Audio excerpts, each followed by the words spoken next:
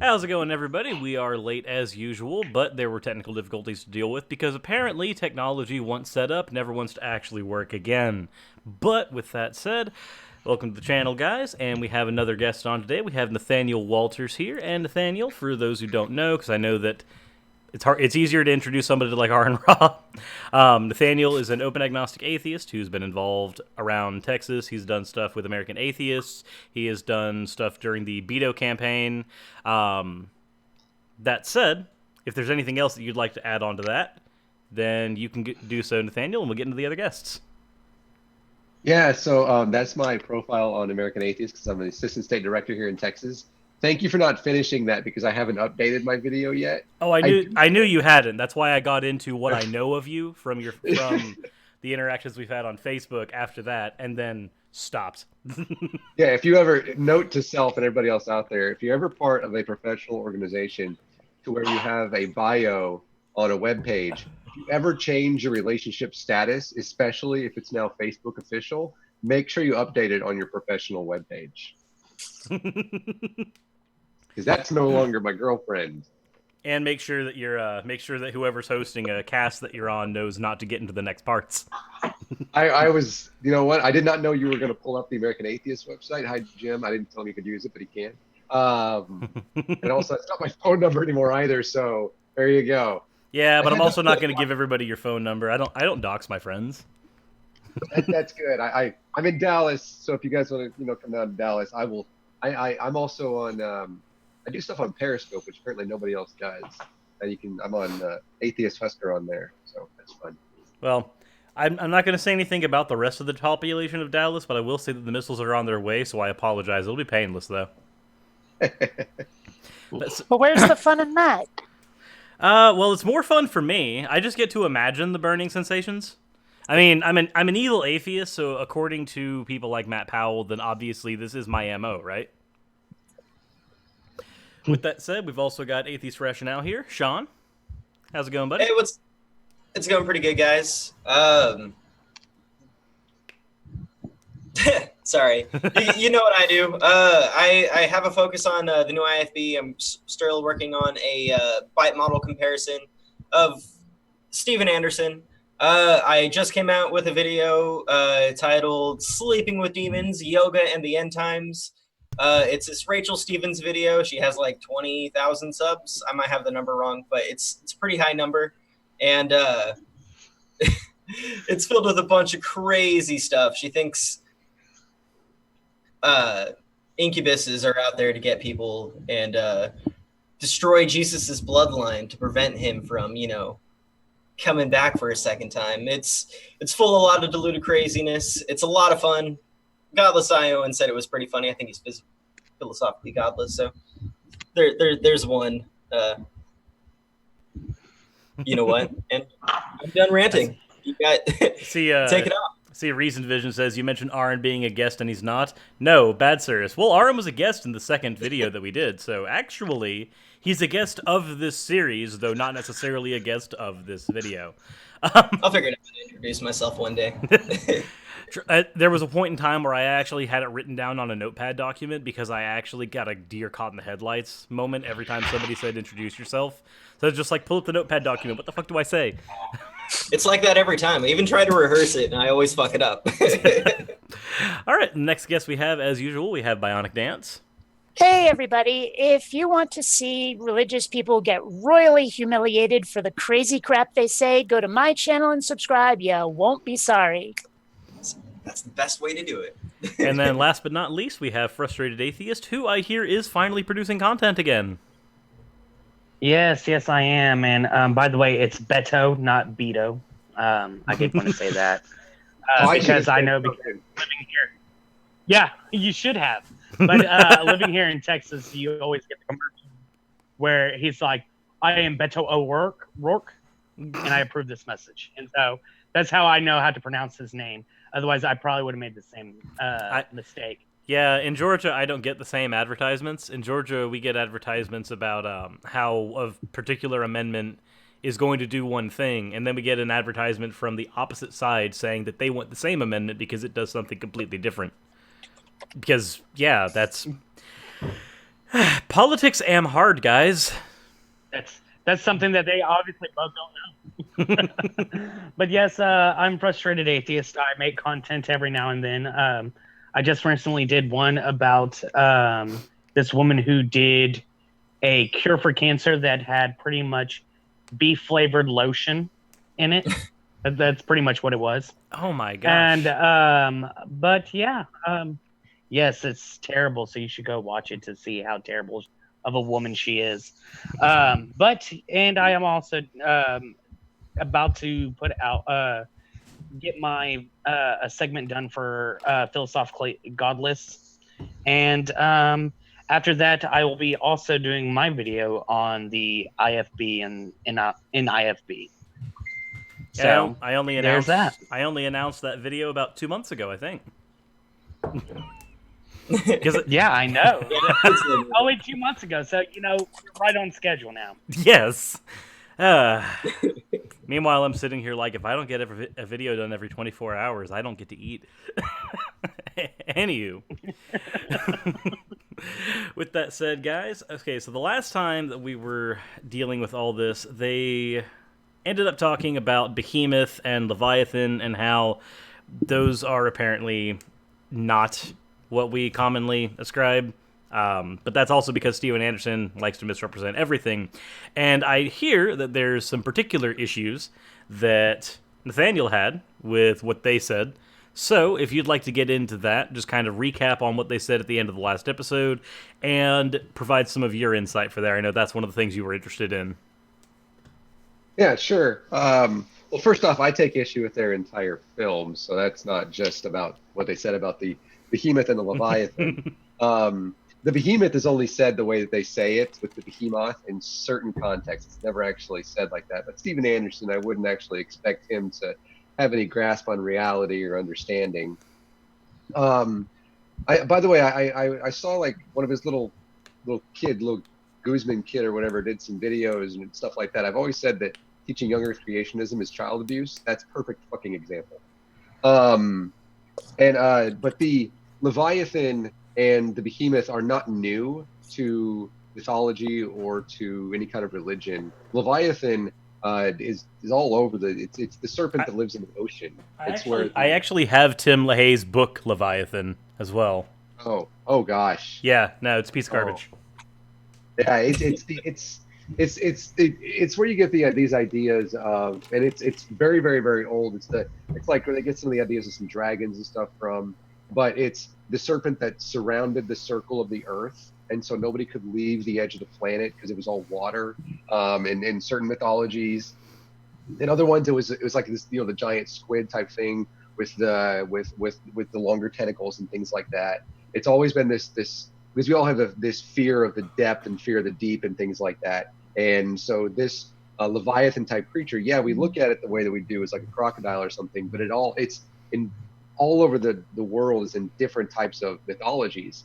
And then the Behemoth comes from, and of course we can see it as an elephant and things like that, and like the cedar thing. The cedar things that are in Africa are not the same type of cedar trees that are in the United States regardless. But I wouldn't expect Steven Anderson to know more about botany than he does about where he lives. Which is nuance is definitely something that he has issue with, right? Yeah. But the Behemoth the old, and I'm really going to mess this one up. I actually did a larger piece on the Behemoth a couple of years ago, where it was so large that there could only be one of them on the planet at the same time, because if there were two of them, it would throw the planet off of its axis. Wait, what? Nothing would survive. Yeah, there's this large, and it was always a female thing, which is always funny. But if there was more than one of them on the planet at the same time, it would throw the planet off the axis and everything would die. And it was this large-scaled monster, and you could not, you couldn't pierce it with an arrow or anything like that. And it had a long tail, all that stuff. But it varies from the elephant type thing to this huge monster that would like battle other celestial beings. But there can only be one at one time. It's kind of like the Highlander of myths. If there's two behemoths, you destroy the world, so they must decapitate each other, because apparently whenever it eats. It goes in it. I'm going to mess this part up, but it goes and it eats something, and then it eats so much that it lays over and it dies, and it gives birth at the same time. Asexually. You know, if it's that big, I have to wonder just how much of the world's oceans are its urine. And if it's that big and that terrifying, why have I killed so many of them in Final Fantasy? What's the other? There's a creature of the heavens as well. Bahamut. Is that what it is? There's ZAD, or I forget, whatever. But there's another one as well that's not mentioned in the Bible. That's because you have the earth, you have the sea, and you have the sky. And they never mention the one that's the sky in the Bible, and I don't understand why. Probably because most of the mythology was plagiarized from other ones, and somebody just forgot to write a sentence or two down, and here we are. That's fair. That's where we happen to be. All I'm saying is you didn't have an answer. All I'm saying is you didn't have an answer for Sirs, so checkmate, atheist. Oh my god. Just gonna quit now. It's over. Everybody sit down and worship the god Jeebus. So, anywho, there are a few other things that I wanted to get into before we start the video itself, but most of them are Twitter feuds, so they're not really that important. So, I think it's time to go ahead and start. As per usual, if any issue comes up, say pause, which means I will be saying pause a lot. Pause. Pause. This movie exists. Some commentaries and study Bibles will put next to behemoth, elephant. Okay, elephants don't move their tail like a cedar. Okay, elephants have a very small tail, so that's a ridiculous idea to say that behemoth is actually an elephant. Explain this, right? You just explained it. Two, so he has this picture of an elephant with a giant tail, but the passage says moves like a cedar, not is as big as a cedar, not as thick as a cedar. It just means that it moves like a cedar, as in it sways back and forth. The cedar trees where the Bible was written are very whip-like, if memory serves. So, but it's okay. If English was good enough for Jesus, it's good enough for him, right? I remember hearing somewhere that might have just been a euphemism for, like, penis. Yeah. His dick. And some people would even say that verse about the loins, just a couple lines up, would even it correlates it to where you're talking about testicles now. Yeah. Plus, the Bible's kind of like strewn with euphemisms.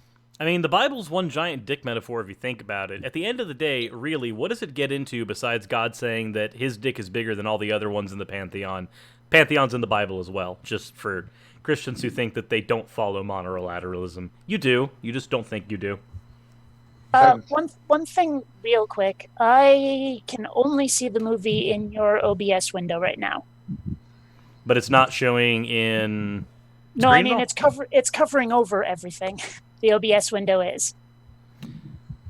That's weird. It shouldn't be doing that at all. Yeah, I got that too, honestly. Huh. While you're doing that, have you has anybody actually read the entire? Because it's not just mentioned in Job, the behemoth and Leviathan.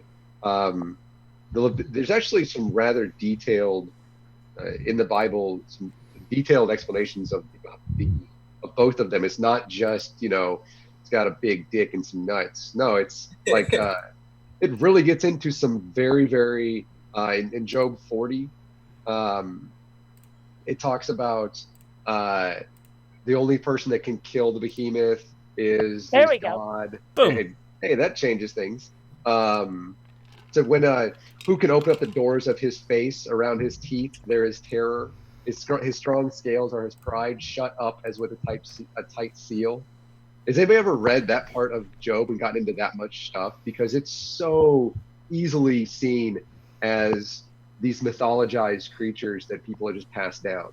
Lightning leaps from its mouth. Flames of fire flash out. This is so easy to see. Don't they have a huge apologetic for that, saying that, at that point before the flood, the environment was much more oxidized and therefore they would breathe fire?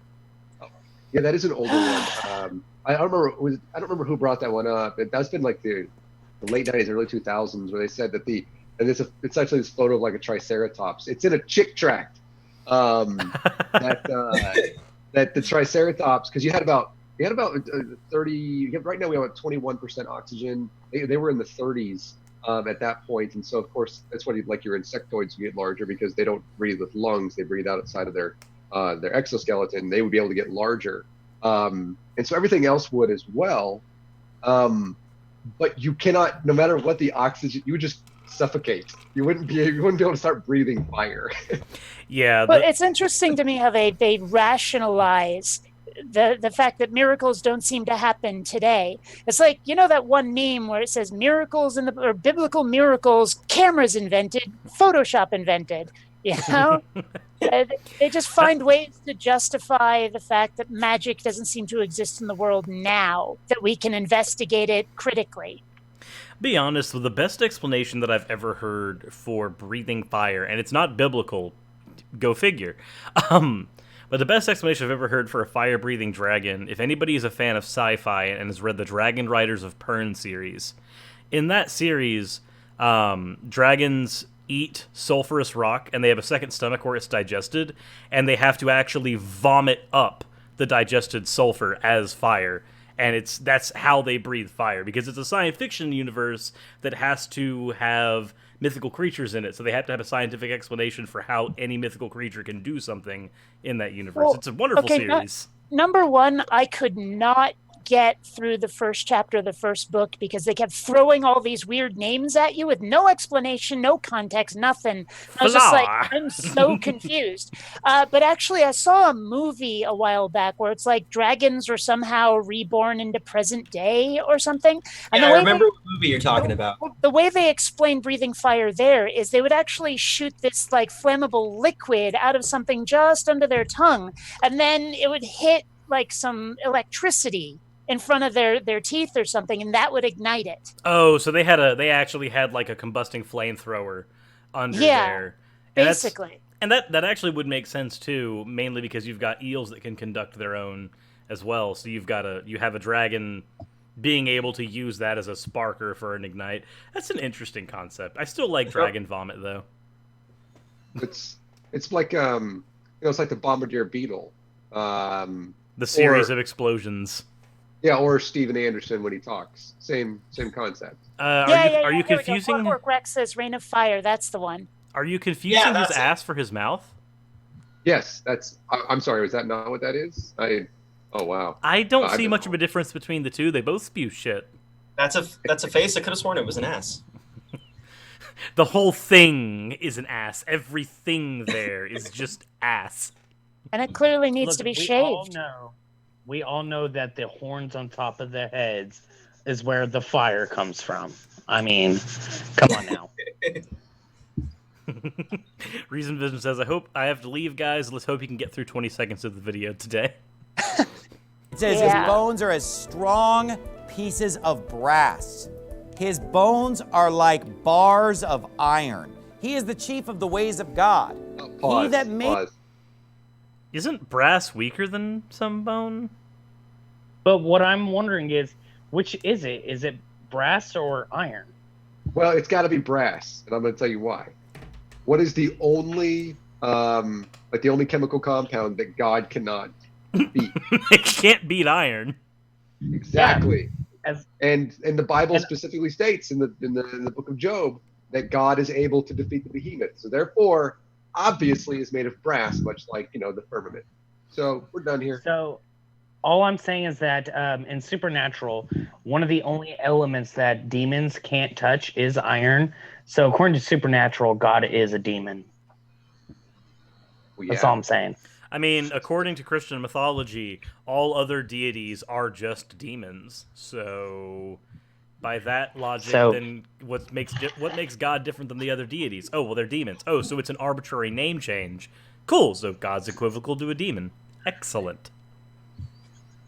Him can make his sword to approach at him. And I believe that is a foreshadowing of the fact that this animal's going to go extinct. God's basically saying, look, I created Behemoth, and I can wipe out Behemoth. And apparently that's what he did. It's God is going to come down with a sword and kill all the dinosaurs. You know, Yes. not in the flood.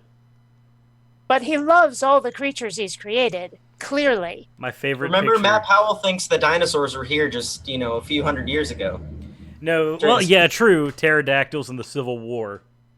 Oh man, that would make an awesome movie. All I want to know is that last scene. Did we just watch a dinosaur rape another dinosaur? Probably? That would have been. All I saw was one dinosaur on top of the other.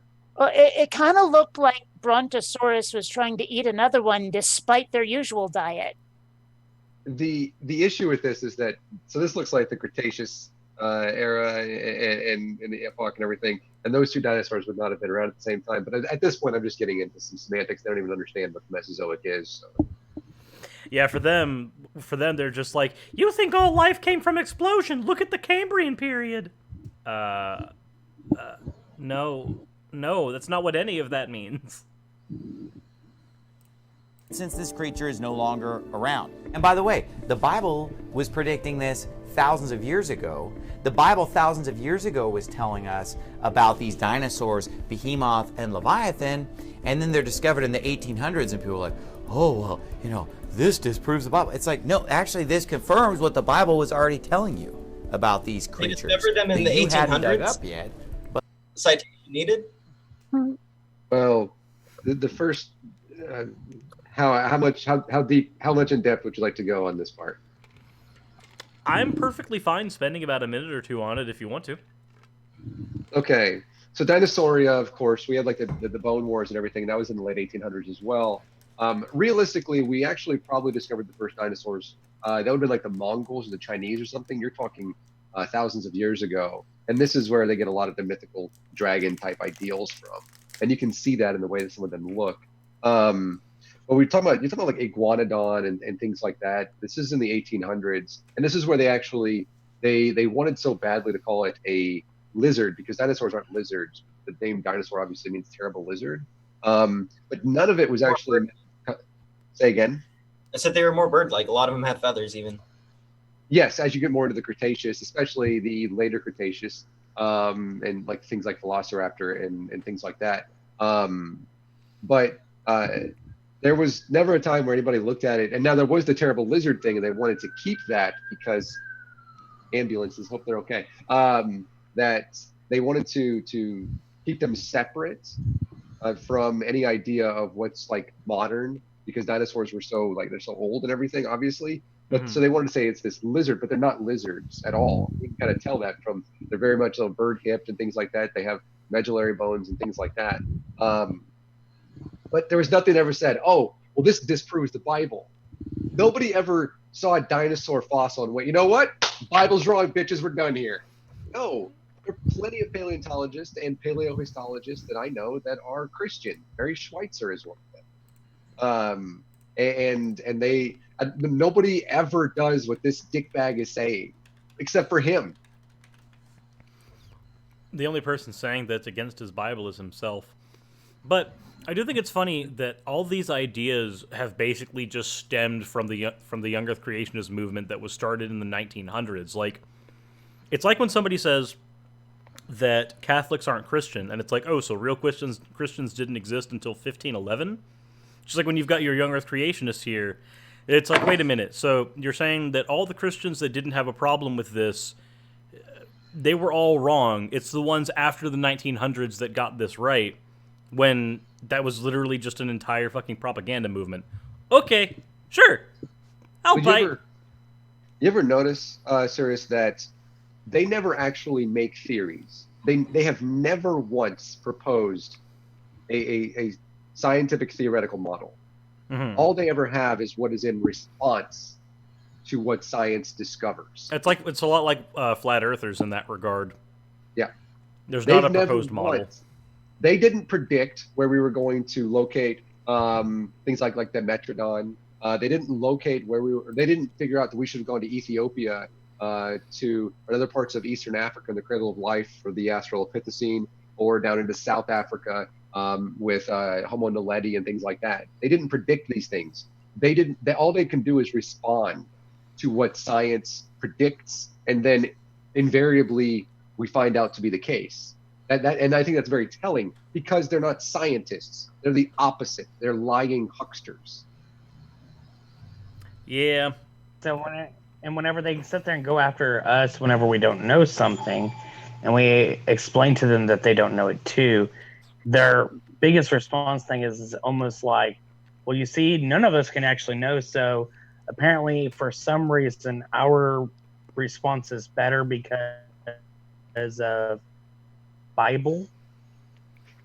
Yeah, there's It's basically amazing how many of them get super offended when you try to describe the supernatural events in the Bible as magic. I mean, like they seem to think, oh, magic? No, that's like made up wizards and druids and stuff. No, what except we have is but it God's can't be made up power. though. It can't be Well- made up because if it was made up, then they would lose all their justification for killing witches.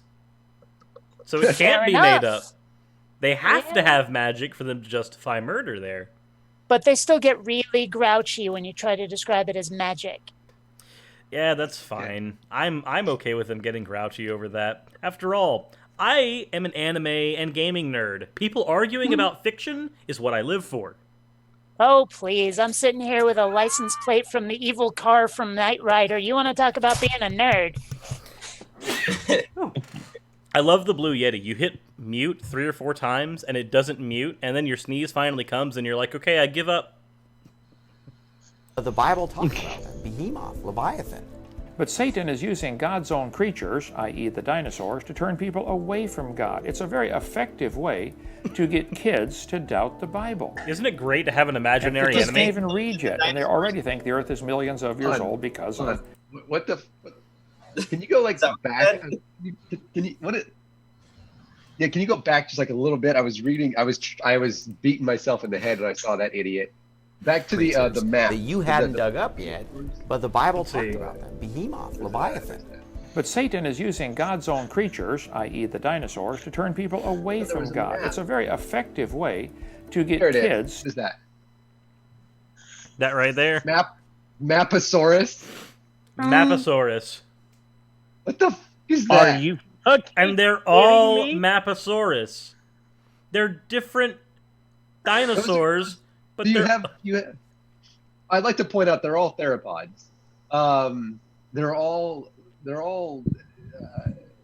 bird hip dinosaurs. What is a Maposaurus? I'm curious now. Well, you'll see.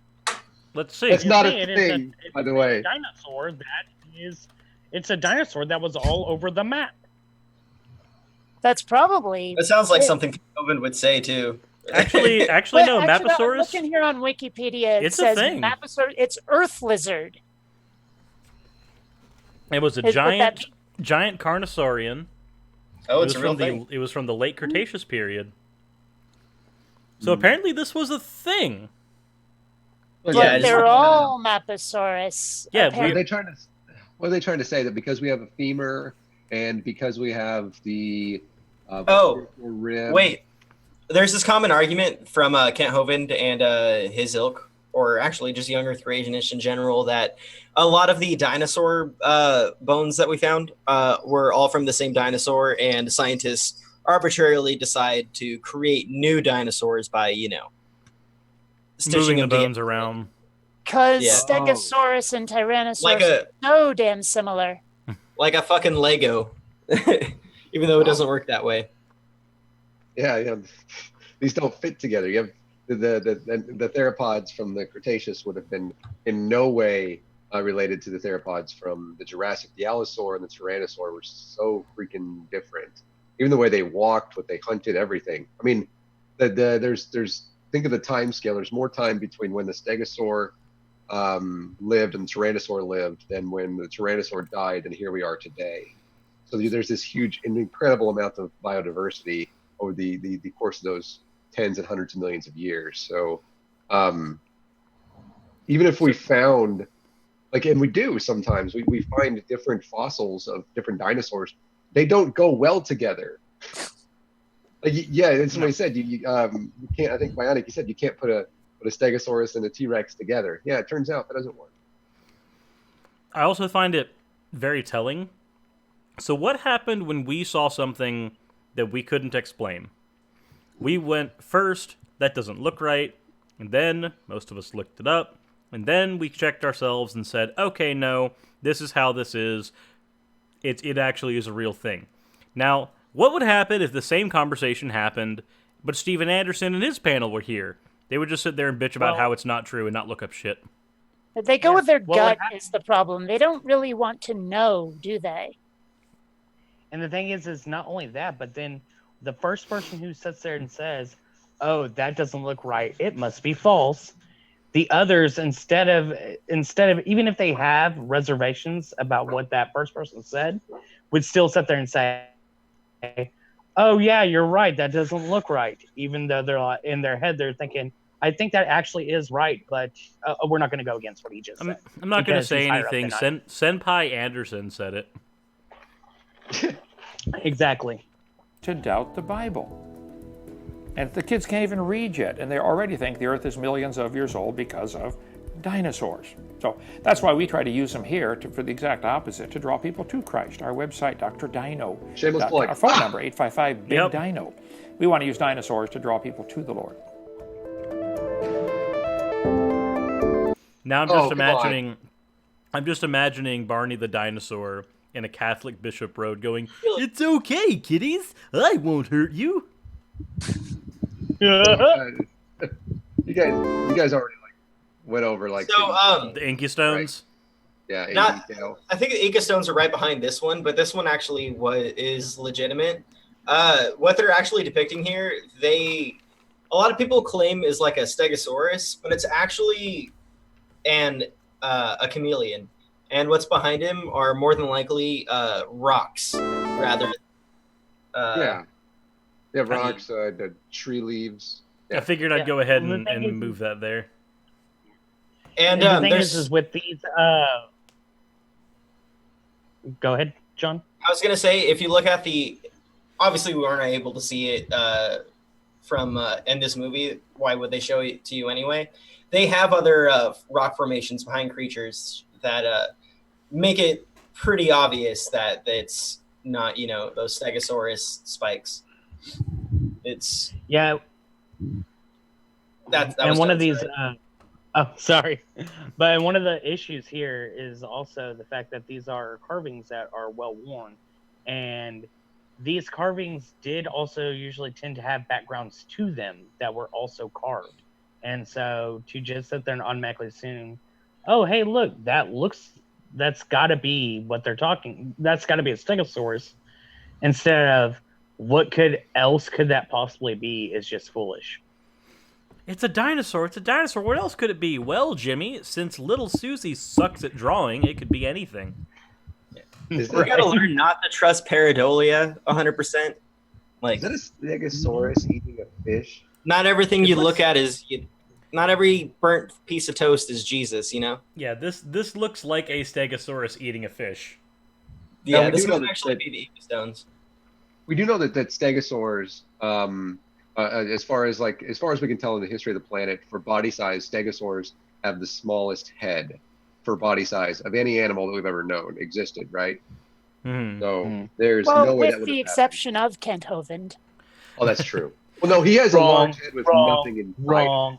It's on the Inca Stone. It's true. Having that small, if that head is what it would be using for fishing, having it be that small would actually be a detriment to its survival, not a boon. Yeah. You know that what's his name? Uskuya, I think is his name. He was the one that admitted to them being a fraud and everything. Mm-hmm. So he admitted them being a fraud to the Peruvian authorities because they were coming after him because he was digging up archaeological finds and selling them, which they was selling them as frauds. And he said, and then when he was going to get arrested, and he said, no, I just made them all up. And then he went somewhere. He came to somewhere in the United States, and he was like, no, they're real. I promise you should buy these. And so they came after him again, and he recanted twice. He did end up going to jail for a little while, but in 1977, please fact check that, he went on to Pathway to the Gods on BBC, and this is how old this hoax is. So they're bringing shit up from the 60s and 70s, and he took a dentist drill, and he showed them. He made an Inca stone on this documentary in the BBC, and he said, "Yeah, and I took these and I'd bake them in cow shit, and would make them look older, so they would get this this pedita built up on them, so they looked older." Yeah, so he made one of them on television. And That yet sounds people still really use them. familiar. And then you had others who actually, the villagers, would help create these things, and the villagers even came out and said, "Yes, we made these things." Yep. Yeah, they made like 20,000 of them or something. Yeah, this is usually where I'll ask the person, "Are you lying to me or are you lying to yourself?" Because when you get in a situation like this, you really only have those two options. You're either lying to yourself and looking for anything that confirms your bias, or you know it's all horseshit and you're lying to me. And I'm really not okay with either of those. Kent Hovind, he's lying to us. Everybody knows that, right? Yeah. Okay, I'm Kent split. Hovind's full of shit. His ministry is nothing but a method of creating a freaking cult compound at this point. Well, so that's the thing, though, is I have to wonder, like, if they are, in fact, making it up, they're lying to themselves, and they know they're doing it, then, well, how does that affect the fact that they're trying real hard to be religious? I mean, because obviously they want the religion to be true, but they know that it's bullshit. I mean, unless they're complete scam artists and want your money, something weird is going on in their head that lets them justify the lie to themselves. Well, yeah, the thing is I think... Let's talk about new IFB tithing for a second. So Stephen Anderson on his Faithful Word Baptist Church website, there is a sermon from all the way back in 2007. I believe it's by Jack Hiles, but it's advertised as one of the necessary Faithful Word Baptist Church sermons to listen to. It talks about tithing not just 10% of your income, but 10% of your gifts, 10% of any food that you get, 10% of literally anything given to you, any gain whatsoever. If somebody gave you a birthday present, you need to give 10% of that value to the church. They're pretty hardcore when it comes to tithing. And I know the tithing is pretty commonplace in Christian churches, but the severity of which they push tithing, at least in that sermon specifically, is a little uncharacteristic. Most of the time it's just base income, not gifts and food that you're eating with your friends. Well, that's one of the reasons why I remember Regardless Iowan has a conversation about like why he stopped being a minister, and one of the things that actually prevented him from wanting to pursue further after a while was that as you moved further up in his ministry, a lot of the conversations from the top down started to becoming, how do you get your congregation to tithe more? How do you get them to give more? How do you get the church to increase its own funding? And if memory serves, correct me if I'm wrong. I think we have Mrs. Snarky in the chat who can correct me if I'm wrong. But if memory serves, that was one of the chinks that made him go, wait, is this just a scam? Yeah. Well, we got to remember, Stephen Anderson might not have that many members in his church, but him and the rest of the new independent fundamental Baptist crowd have thousands upon thousands of members in their online communities and everything else. Although they tend to grab hundreds of people for their quote unquote soul winning marathons, and it's a lot bigger and more dangerous than I believe it appears, at least on his videos. They do have well over 29 churches in over 5 countries, and they're banned in 5 countries. Yeah, they're banned in some as well. Well, just because Stephen Anderson isn't allowed there doesn't mean he can't send somebody else to go and do his dirty work, and that's what he's doing. They're even taking advantage of people in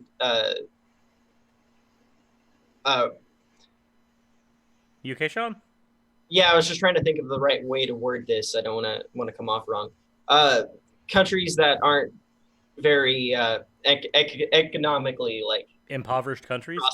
Yes, impoverished countries. That's what I was trying to say. Thank you. Okay, no problem. And Nathaniel, sounded like you were about to say something. Yeah, really two really quick things. First, that's actually for me because I was a youth pastor as well. That was a big thing for me. I was like, wow, this is all about money. Just having people sit here. It's not about what I joined this for. That wasn't necessarily one of the reasons that I started questioning Christianity, but it was like, I don't want to do this anymore because I'm not in it for the money. And then secondly, so say that I'm like, and this is a question for the panel and for anybody that wants to chat in on this. Let's say that I'm the reciprocal, like I'm receiving all of the all this tithes and stuff like that, which apparently they have to give quite a bit of their income and all their possessions, all that stuff, which seems rather Jesus-like, I will just say. Is it okay if I take a lot of that and buy Susan a Lamborghini? Is that cool? Or I'm gonna say no. I mean, the way that I would see it there is that what are they donating that money to? Are they donating that money for you to be able to live, or are they donating that money for you to be able to afford things Joel Osteen style? I would assume not Joel Osteen style. Obviously, they don't lavish around like, expensive cars and stuff. But what they do, what they're known for, at least for over the last like 3 or 4 years, is coming out with a new documentary like every 3 or 4 months, or a new documentary like every month. We're responding to one now, but just last Friday, Ben the Baptist came out with a new one that's all about how the United Nations is an organization trying to establish a one world religion.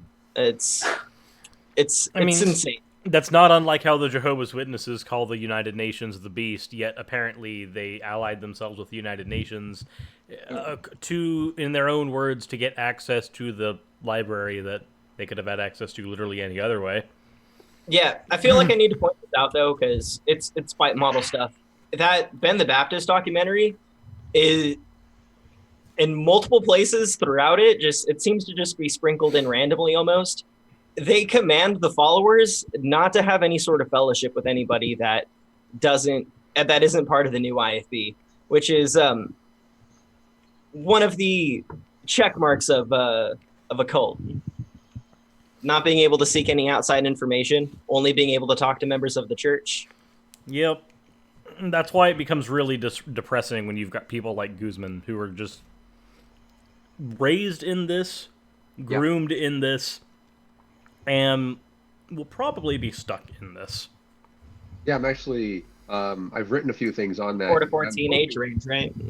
Yeah, I'm hoping to be able to actually speak with that kid at some point, because he's an intelligent little guy, and now he is very much parroting, or if you will, being very much a primate when it comes to this, because he is saying nothing that he hasn't heard other people say. But this, and I've said for a very long time that young Earth creationism is absolutely child abuse. Some would take the anti-theist position and say that as well, but I have learned so much because I have this scientific thing that goes on in my mind all the time, and mathematical and methodological and things like that, and to see something like that there is an opportunity for what will be a young man to further push our progress into safe energy and back into space, into more exploration, and into ways of food and water conservation and things like that. And instead, he's pushing this. For him, it was almost like he couldn't help it. This hate and this vitriol, and so that hurts me a lot. And that's one of the main reasons that I speak out against this nonsense, because it hurts children. I agree there. I had a similar issue with me because I actually grew up in a young Earth creationist private school. So I was a young Earth creationist for the better portion of the beginning of my life. So when I look at the person who I was then, I was very homophobic. I denied a lot of the things that science did while, speaking from somebody talking behind a computer. One of those lovely things that science helped beget. So I see stuff like this and I'm like, no, that was me. That was me at one point. And that makes it extra sad to me. Yeah. When you're looking at the mirror. What's really kind of sad though is unfortunately the new IFB has a documentary all about how public school is evil and out to make people gay or whatever. And they also lesbians to hit on.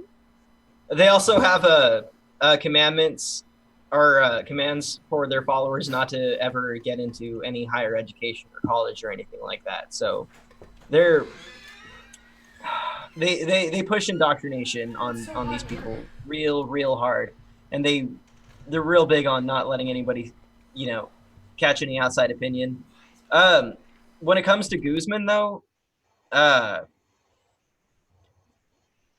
new IFB, they're real big on corporal punishment, and anybody who starts to question the religion is liable to get beat. Steven Anderson is on the record to even say that he even says it's okay to start beating children at as young as 1 year old. Well, actually, Kent Hovind has an entire spiel during one of his lectures from the podium. Seminars. Yeah, those things, pieces of shit, probably better. Sermons? Yeah.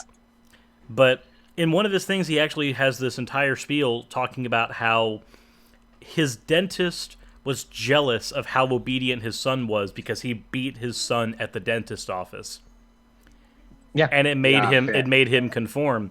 But not only did he beat him once, he beat him twice. And then the second after that, or he beat him once, and then whenever he brought him back in and he started acting up again, he sat there and said, "You remember what we just did? Do you want to do it again?" And he was just like, "Nope." So he behaved the entire time. Yeah, and Is that Eric that he was beating the shit out of? Because now that just makes sense.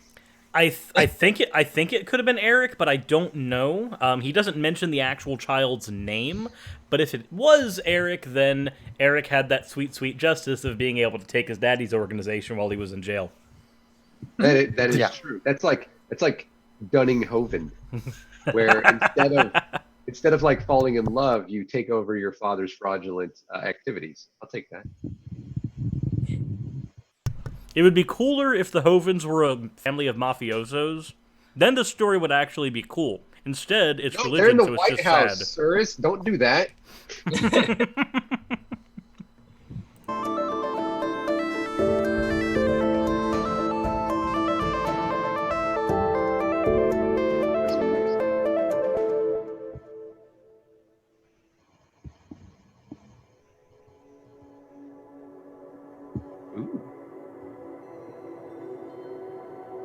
Simultaneous creation.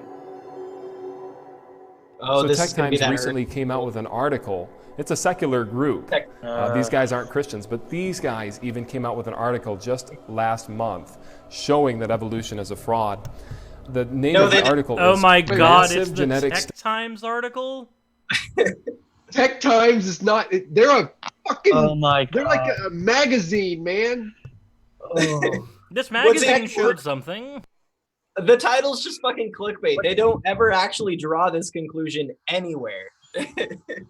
Can I go into this before they? Because I'm pretty certain he's gonna go talk to whatever atheist guy, and I feel kind of bad for what is it, Raging Atheist? What's his name? Yeah, Raging Yes, Atheist. Nakatsuchi. I'm pretty certain that this person's been taken completely out of context and everything, but Oh, I'm they pretty certainly certain has. He's had Yeah. he's had videos on his channel recently talking about what happened when he went in to the conversation with Matt Powell. According to him, he knew that Matt was going to do this. He knew that Matt was going to misconstrue the things that he said and did, and he wanted to make sure that that was in fact what would happen because he wanted to expose him as a fraud. Now, granted, I don't think anybody should put themselves on a chopping block to expose Matt as a fraud. It's common knowledge, and the people who the people who you're trying to expose him to that are watching are believing everything Matt says hook, line, and sinker without it. So, again, heart's in the right place, but maybe not the best method. What I think is kind of strange, though, is if you actually go and watch Nakasuchi's interview with Matt Powell, the one that he recorded, you'll actually find that the crew that was with Powell started messing with his camera, and he had to start using his phone. They pulled out his memory card and fucked with his shit. Why? Yeah. I guess I shouldn't be surprised. So they wouldn't have context. Yeah, because if Matt's crew was the only ones who had cameras, then they can sit there and cut and do all the different editing things that they can do to make him look like a complete and utter idiot, and not be able to say, oh, well, no, that's not really what happened. And it's like, oh, well, show us your evidence that, that this isn't what happened. And it's like, oh, well, I can't because I don't have it. It's like, oh, okay, yeah, sure you have it. I bet. Can I take like 30 seconds to go over this before I'm certainly completely okay? Because I'm pretty certain I'm not the only one that knows what this paper is. Because this is like what I study. Okay, so I read this back before they even released, because it was back out. This actually I think came out in like May or something. Yeah, and that for some reason they're talking about it again today, and I don't know why. I read it before, like phys.org and all that stuff brought it out and everything. So we have two types of DNA, right? We have nuclear DNA, which is our genetic makeup. It's what we get from like our parents and everything. It's why I don't have hair and neither do other people, because as far as I know, everybody's bald. And then we have mitochondrial DNA, which breaks down the food that we eat and things like that into energy. Now we have 37 different pairs of mitochondrial DNA. And one of them is known as the cytochrome oxidase subunit 1, or CO1, and number 1 is shown as a Roman numeral.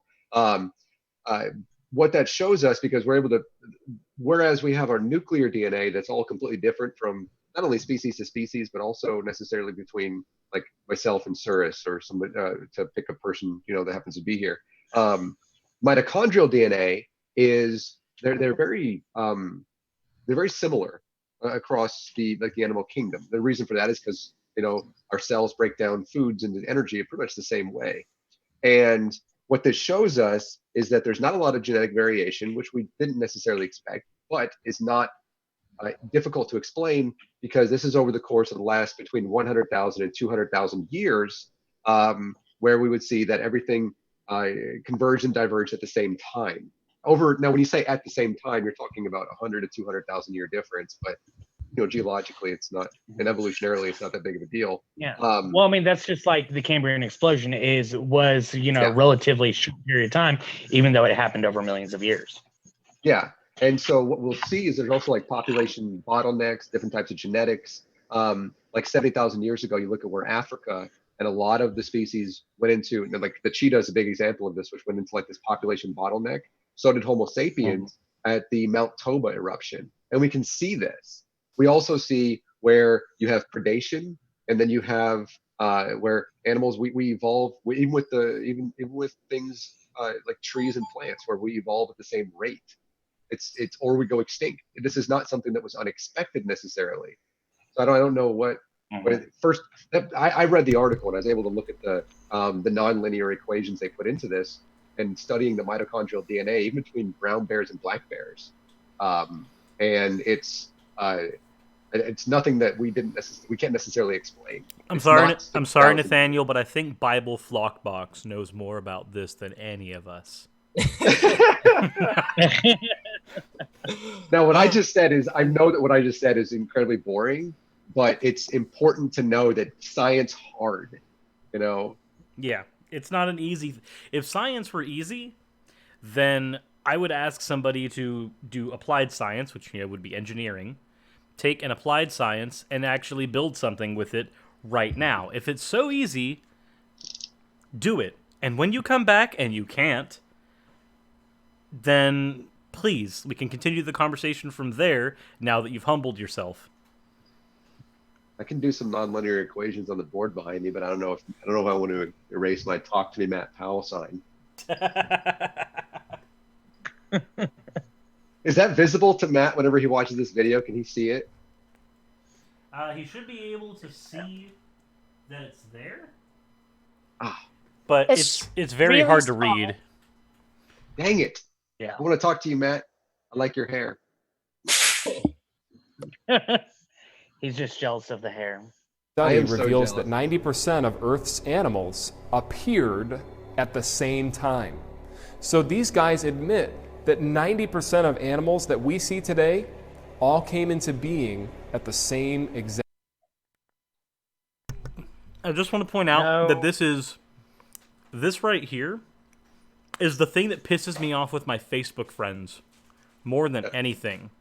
When they link an article that has a clickbaity title, and they say, "See, I was right about X," and yet the article doesn't say anything pertaining to what the clickbaity title was, and you just go, "Actually, that article supports what I'm saying, not you." And they go, "No, look at the title. Why would the title be that?" No, look at the fucking article. You to click it. Read the But article. But let's just say, I'll even give him research paper. Yeah, I would say let's just give them the credit that it's closer to what he's saying. And let's just say that the actual article says that 90% of Earth's animals that are alive today came about the same time frame. Okay, that wouldn't even negate the fact that there are several extinct species that didn't come alive with every other animal that's alive today. Yeah, well, you're talking 99% of everything that's ever lived. And it's also, and we will join that quite obviously at some point, probably from our own hand. But at the same time, it doesn't say at the same time or simultaneously. No. And the way he misrepresents that is it's so subtle that you just go, okay, and you just go with it. Well, I kind of wish we hadn't paused where we did, because he was about to say something like the exact same time. Like he's going like poof, in like less than 30 seconds, there they all were. Exact time. Hold on. So true science. No, it cuts off before he gets to shoot himself in the mouth.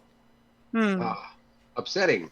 And By the way, support. please don't kill yourself, please. Yeah, I don't want him. Well, hold on. Let me rephrase. If it was with a BB gun, and it could just cause immense pain and prevent him from speaking for an amount of time, then if he wants to do that to himself, I'm not going to kink shame him. He'd probably like king shame. He'd probably like say that some sort of martyrdom or something at that point. He'd get more money. They'd somehow they'd figure out how to get more fucking money or something. The evolutionists were out to get me, and they shot me. They told me to shoot myself with a BB gun. It's horrible. No, don't do it, but if you want to do it, I'm not going to stop you from doing something that gets you off, because I'm not like you. Look, I'm still alive. Natural selection is a lie. It's a whole bunch of animals being created at one time. Not this thing of, oh, this species is just millions of years behind this species. It's not a linear progression from this animal to this animal to this animal. It's more just... Correct. It's not a linear progression. If you look at an actual evolutionary tree, it looks more like a really complicated bush. It's not linear. Well, that's the problem with creationists, is they try to debunk something no one ever said.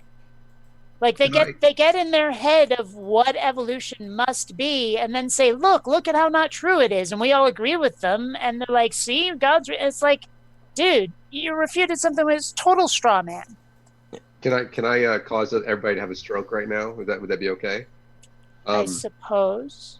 Steven Anderson is correct. Yes, Oh my- Steven Anderson I think is right. I think my heart stopped. Yeah, he said it's not linear. Good. You're right. And now that I've said that, there's going to be a video where there's a clip of Nathaniel going, Steven Anderson is correct, and a clip of me saying, yeah, he's right. And it's just going to be those two things sandwiched into a bunch of propaganda because, look, even these atheists, they finally had to admit it. You mean like Powell did just a couple of days ago? Yes, exactly like what Powell did. Which is why I was going to say something at the end of us critiquing something about that. Yeah, Matt Powell has a video about Aaron Ra saying that See, Aaron even said that it had to be intelligent design, when no, what we actually said in that video as a group was we could grant that intelligent design happened, and it still doesn't get you to your fucking deity. Granting a premise... in other words, granting the premise does not mean that we agree with you. And if granting the premise meant that I agreed with somebody, then I'll go ahead and take down my video I did about the entire idea of granting the premise in a debate. I'll go ahead and do that, but first I'd ask Matt to watch it so he knows he's lying. He already knows he's lying anyway. Yeah. The animals just came on the scene, and they're having to admit that. In analyzing the COL of 100,000 species. It's funny, Bible Flock says COI gene. COI. It's the number one. At least Bible Flock got it a little closer. Oh my god. Stokel and Thaler arrived at the conclusion that most animals appeared simultaneously. COL. I'm going to pull out my trump card now. So Tech Times just came out with this article. And this is the title of the article. This is a secular source. It says, massive genetic study... It's not a source. If anything, it's a third-party source. Did you notice how he only had one piece of paper without the rest of the article there? Like, if he actually gave Nakasuchi the chance to read the thing, he would have been able to rebut it. But there's something deliberate about this misinformation that they're doing here. I don't know. I can't believe that they're completely ignorant. Oh, they're not ignorant. It's like saying this comes from... It's like, this comes from Xbox, which is a secular source, guys. I still want to know how they justify this knowing deception to themselves and still believe in their religion. I want to know how that works in their heads. I think I can offer an explanation. If I were to be empathetic and put myself in their shoes. If you knew that you could make, and I'm not saying you specifically, but you as the hypothetical person in the situation, if you knew that by telling one lie, you could make a few $1,000s, and that's what you needed to do everything you wanted to do for, that week or that month, and then you were told after saying that lie that if you keep on saying the lie, they'll keep paying you $1,000 each time you do it. The appeal starts to be a lot easier to understand when there's money on the line there. I suppose, but at the same time, with it. They all think that lying will send them to hell because their God's pretty grouchy about that. So somehow they still have to justify it. Well, lying for Jesus is fine. When a $200 vacuum cleaner is just as good. Lying for Jesus is fine. I would imagine that's the first thing they would say is that if they're lying, it's bad, but if it's juxtaposed with the people they're leading to Christ, then it ultimately is good, just like how God flooding the earth is bad because it's murdering thousands of innocent children, but it's ultimately good because it got rid of the Nephilim. Well, they also they know that their flock, which is actually a great word, flock of sheeple. How they view the pastors and the people that speak, and they also know that those people, far away that 85% of evangelicals are far right wing or at least right wing conservatives, that they watch, they think like Fox News, which is completely dishonest a lot of the time. They're not going to go and fact check. They know that already. They're not going to go and check their things. They're not going to understand what they're reading. I would like for, one conservative, not conservative, but young earth creationist to come in here and we'll talk about phenotypical changes. Was that a Freudian slip? I mean, I know what you meant. It was just kind of funny because typically conservatism and religiosity do have a bit of a correlation historically. Yeah, it's you look at the evangelicals and you look at conservatism, you're talking 85%. But it's also it's not easy to speak about this subject in the terms in which it's actually spoken, not in layman's terms. It's very difficult. I guarantee you that if anybody that subscribes to this hears us speak even one or two words about nonlinear equations as it goes to mitochondrial DNA, They're not going to understand what the fuck we're even saying from that. Well, that's the whole thing where if you actually get into the nuance of the conversation becomes so much harder going forward for them. But if you are actually getting into the nuance of the conversation from the standpoint of somebody who's actually studied this topic, you can continue going forward, because the murkier it gets one of two things. It either gets more technical, or it gets more interesting because you have more research to do. But for them, the more technical it gets, the more scary and complicated it is. Yep. Yeah, and this is you talk about Americans who don't want to learn, just want to be right. That's like man, the number of times I've had arguments like that with people, where I've gotten into it with them, where everything they say that they think is an argument is clearly a misdirection or clearly a way to try to drag the conversation off topic to something where they know they can go, aha, see? And it's like, but you didn't actually say anything relevant. They're like, yeah, but I won. I've had that conversation so many times, and it's gotten so old. Well, one, we have a super chat from Brian Stevens. Can we tell the truth for Satan? Well, technically you could, because the etymology of the whole Beelzebub, Lord of Lies, Lord of Flies, like going all the way back, it's not really the Lord of Lies, more just kind of a figure of vanity. So yeah, you definitely could if you really wanted to go that route. And then Brantley just donated $2.01, just showing I'm giving more than Brian. That's cute. That's cute. I just want to say that y'all are all just wrong because trees. Just that's it. Polystrate trees. You're all wrong. So there is one thing that I've noticed when it comes to conversations like this. There's a stereotype for atheists, on the internet at least, atheists and skeptics, where we all wear like "Debate Me, Bro" shirts. But what I've found since starting on YouTube is that it seems to be that a lot of the religious have this idea that, no, debate me, and then we'll find out the real truth behind evolution. And I'm like, wait a minute, hold on. So you're telling me that the truth of evolution hinges on a conversation between two laymen? No. Also, Brian Stevens decided to one-up Brantley and just said, $10, Merry Christmas, you atheists. You know, that's a bidding war I think you should not discourage. Coming up in a minute. Yeah, please feel free to keep doing that. Yeah, I don't get any of it, but And if you want, just go ahead and send some money my way.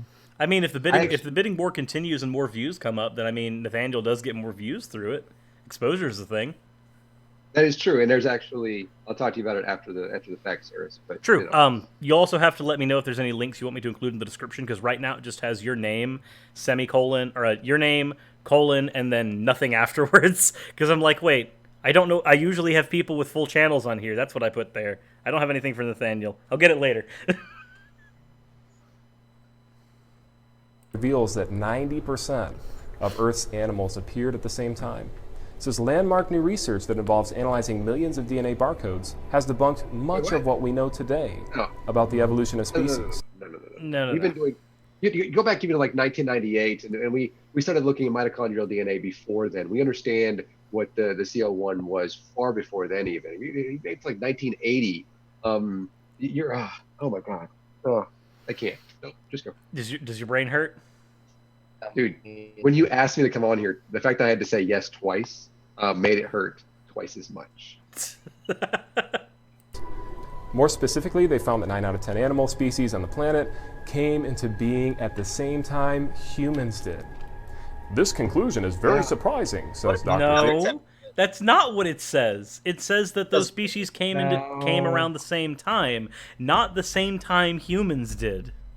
It also says they evolved after a extinction event. Yes. They'll just call that the flood. We've had quite a few of those. I think they're talking about in the chat as well. There depends on if you're talking about 130,000 years ago, I believe the last extinction event was, and that was an ice age. Yeah, we're at the. Yeah, we're at that the was a end. really nice. Oh, Ice Age. Never mind. I mean, it was a good movie. And we're of course 70,000. Well, there's a difference between like what you have as your major extinction events, and then you have other ones that are smaller extinction events, like about 120,000 years ago when the volcano in what is now Idaho erupted, and this is like a super volcano, and the ash traveled all the way across basically the northern, what is today the northern plains, and wiped out pretty much all the fauna, a lot of the wildlife, like your your three-toed horses and your rhinos and stuff like that, and basically made them extinct in North America. So those are smaller extinction events, but yeah. Yeah, extinction events aren't something new and one-off. If they were, then we would have something like the biblical narrative where you have, oh yes, extinction event, the flood happened. You know, extinction events have happened. Clear indicators. Yeah, extinction events have happened more often than one global flood. And what's funny, I don't know if this is something that's come up in your research, Nathaniel, but whenever you have somebody freak out about going, the flood is real, and you're just like, yes, a lot of the world was underwater at one point, and they go, wait, what? And you go, yeah, Younger Dryas period. They're like, what the fuck is that? Oh, well, you don't know what I'm talking about. Well, that's fine. We can continue the conversation knowing that you're ignorant. I'm just talking about the flood. Yeah, I mean, 90% of the Earth's water is in the oceans right now. It means that, what do you want from me? Like that most of the Earth is currently underwater. And yeah. It's like, what, you want the other 10% too? No. Jeez. And I fought against it as hard as I could. Because of the Bible. So this doctor is saying, look, I fought against it as hard as I could, but I could not deny the evidence. According to this study, it actually debunks evolution. So scientists that are evolutionists, they're fighting against coming to these conclusions, but the conclusion is that there's a creator. I love how they're just watching that dramatic, yeah. And that's why it's like a bad movie came to being at the same time. In the beginning, God. No. In the beginning, God asks Why do more all questions. these guys look like they're about to come tell me I'm fired? Well, I mean, they like all of them? They look like they're about to. They look like they're about to come into a board meeting just to tell me I'm fired. My first thought was that they were going towards the Oval Office to say, Mr. President, they've launched the missiles or something. Mr. President, they've unleashed the gay. Right. Or, Mr. President, I'm sorry about this because we never expected this to come either because we thought you were always telling the truth about everything, but apparently you're being removed from office. I mean, we only wish, right? If only. I mean, I do. For anybody out there that supports him, why the fuck are you watching this? I'll be honest, I want him gone, but at the same time, I don't want Pence, and this movie is exactly why I don't want Pence. Oh, yes. I have spoken about his, I think before the Speaker of the House, back in 2003 or something, more than once. And that is fucking terrifying. Isn't Pence the same guy who wants to say that most of the climate change is due to cow farts? He has mentioned something like that because they'll say that the amount of methane in the atmosphere is, higher than the amount of carbon dioxide that we put in the atmosphere, which is actually not correct, whatever. But yeah, he tries to negate using pseudoscientific means and out of context, basically what they do to state that it's not man-made or, man changed climate change at any point. It's the cyclical thing because, methane, but. Yeah. I still want to write a story where there's a President Dunning and a Vice President Kruger. I think that would be a great story. And it's just a parody of the Trump administration, which means that it would be great because the Trump administration is already a parody of itself. Something like that. This conclusion is very surprising, says Thaler, and I fought against it as hard as I could. Yeah. Where's this article from? Tech Times, leading science website. Never seen it. Don't know anything about it. Can't comment on it. I have no idea. In a massive genetic study, Senior Research Associate at the Program for the Human Environment at Rockefeller University, Mark Stokel, and University of Basel geneticist David Thaler discovered that virtually 90% of all animals on Earth appeared at right around the same time. Aha! Notice that, right? Right there. Around, right there, at around the same time. Yeah, Not it's the two right. pieces from Genesis. But By the way, Jesus wasn't very precise when he did it, was he? Clearly not. By the way, apologies if it's a conservative that's watching this. I know that there are some. I'm joking. Welcome. I don't know why you support the guy, but hey. But one thing I wish that Raging Atheist, that is who that is, right, had said, I wish he'd said it, was like, say to Matt Powell, I wish you'd given this to me before so I would have time to study it. And maybe he did say it and they never used the footage, but I really wish he'd said that. Well, the thing is at that point in time, he even gave the most intellectually honest answer, which was, I don't know anything about this, so I can't comment on it. Which I've given that answer so many times because I'm not well rehearsed in genetics. I'm not a geneticist. I don't study genetics. And so when people sit there and go, well, what about all these genetics people say this? And I'm like, I have no comment because I don't know anything about that. It's just I'm not honest. Yes. And so I'm sorry, I don't have all the answers, but the thing is that doesn't mean that there aren't some people who will have the answers to this. And the geneticists have the answer to this type of thing. So, I mean, there's this weird narrative where atheists, in order to justify our positions, we are expected to be fully researched historicists. We are expected to be fully researched geneticists. We are expected to be fully researched biologists in literally all fields, including genetics. We are expected to be fully researched theologians. We are expected to be fully researched on plenty more topics than that, especially when you have somebody that's like, oh no, pi is in the Bible, so okay, now you want us to be researched in the historicity of mathematicians. Okay, cool. We're expected to be versed in all of these topics to justify our position, and I don't understand why that is the case. It doesn't make any sense to me. My specialization is not history. If I want somebody who's specialized in history, I'm going to go talk to R.J. Downard. That's his field. That's something he's good at. I can also talk to him and Jackson Weed about genetics and evolution because that's something that they study a lot of. If I want to talk to somebody about philosophy, I have several people that I can talk to on that topic to get that. If I want to talk to somebody about issues with theology, I have a lot of Christians who can exegete the Bible for me, who are good friends of mine, and I can go, hey, does this passage say what I think it does? And they can help me exegete. I can ask these people.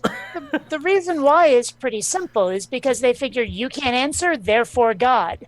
I mean, I had, like I've said it before, I help staff this booth in Balboa Park every Saturday, and I have to walk past these like uber fundy Christians, and every now and then we get into debates, and they'll say stuff like, can you prove that Abraham Lincoln existed? If not, then Jesus existed too. We have as much, and they'll throw these like facts at you that aren't really facts. They'll gish gallop your ass, and when you try to explain what you do know, they'll go, no, it's my turn to speak again. And it's like they expect you to know so much, and if you do know it, they expect you to not be able to say it. I kind of want to just carry around a biography of Duane Gish anytime somebody does that and just hand that book to him and go, he's obviously your hero. Yeah. I can get that. ICR is like right up the street from me if you want it. But the thing is we there's either Aaron Raw or Matt Dillahunty who said that they were over in England and they had somebody who was a biologist with them, and some creationist was spouting off about biology. The guy says, "Oh, great, let's talk about this. This is my topic. This is my area of expertise." He goes, "Oh, well, let's talk about this instead." And it's like, wow.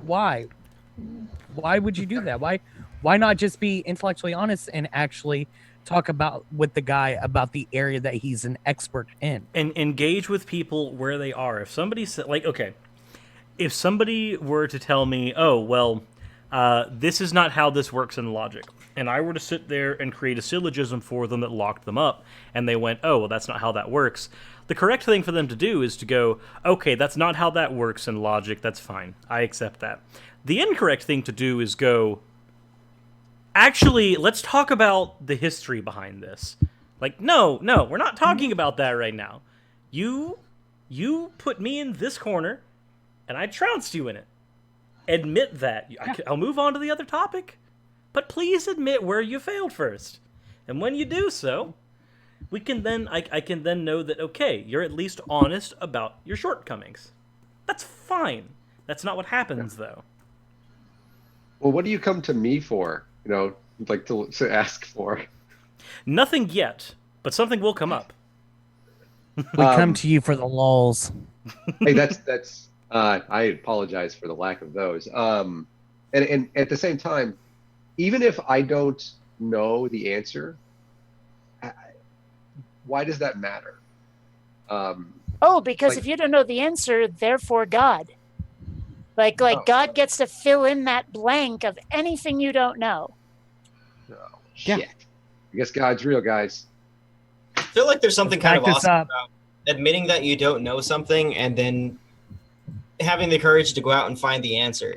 It's kind of a cop-out to just assume something rather than, getting your hands a little dirty. We live in the age of the internet, where the sum of the world's knowledge is accessible in one form or another. Now, granted, if we were to actually put every false article versus every correct article on the internet together, we'd come up with something around, several thousand false articles, if not millions, over and above the amount of true articles that we can find on the internet. But the point is, as long as you know how to accurately source your information, then you're generally going to be okay. Because if you find an article written by just a random news report agency or an independent agency, and there's no sources, there's nothing, it's just a bunch of assertions, you could probably dismiss it.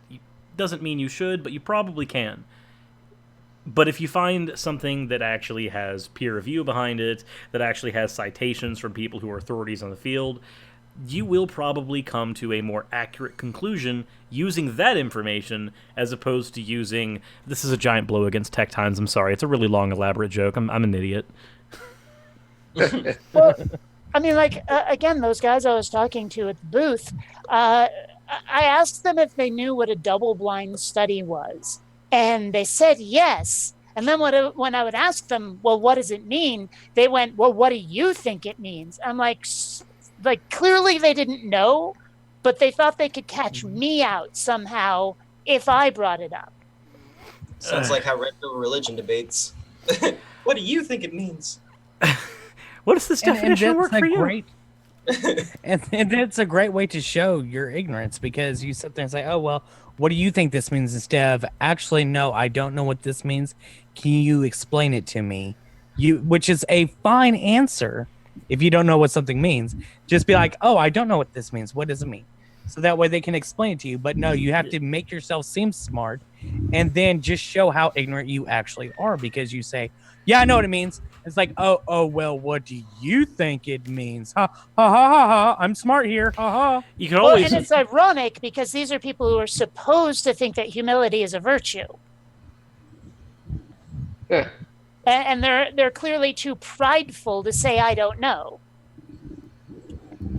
I think the best thing to do in a situation like that, especially if you're dealing with somebody who you know is generally dishonest, if they come at you with a word that you don't understand, or they're using it in a context that you're not familiar with, ask them what they mean by it and or what that means. Like, if, for instance, if somebody says, a best example is somebody says theory and they mean it to mean guess, but they're talking about science, you already know they're going to go down an intellectually dishonest route. Like, you already know that that's the path that they're going to walk down.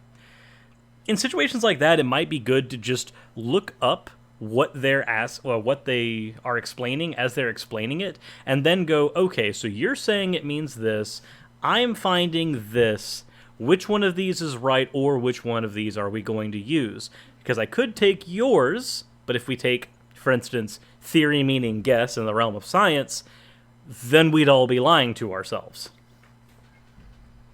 So I don't know. I just find that that's sometimes a good thing to do, is just look up what you don't understand while they're explaining so that you can check them on it if need be.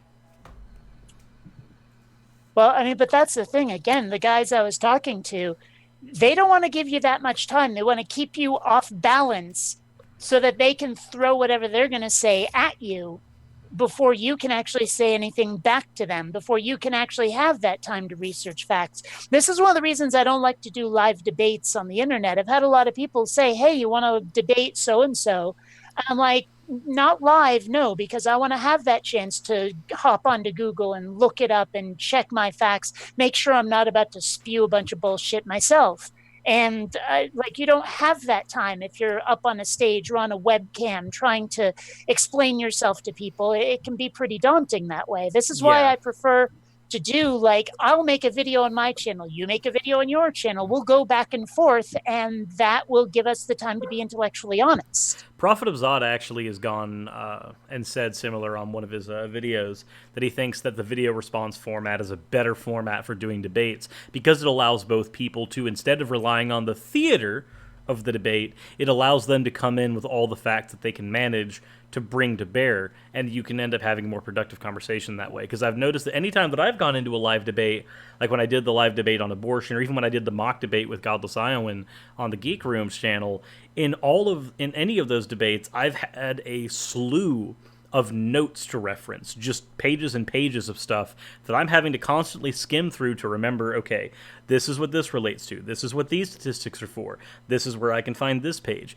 And it's very daunting just to do your pre-debate prep, trying to find all that stuff so that you have access to it when you're in that debate. And then when you're in the debate, it's keeping track of where all of it is.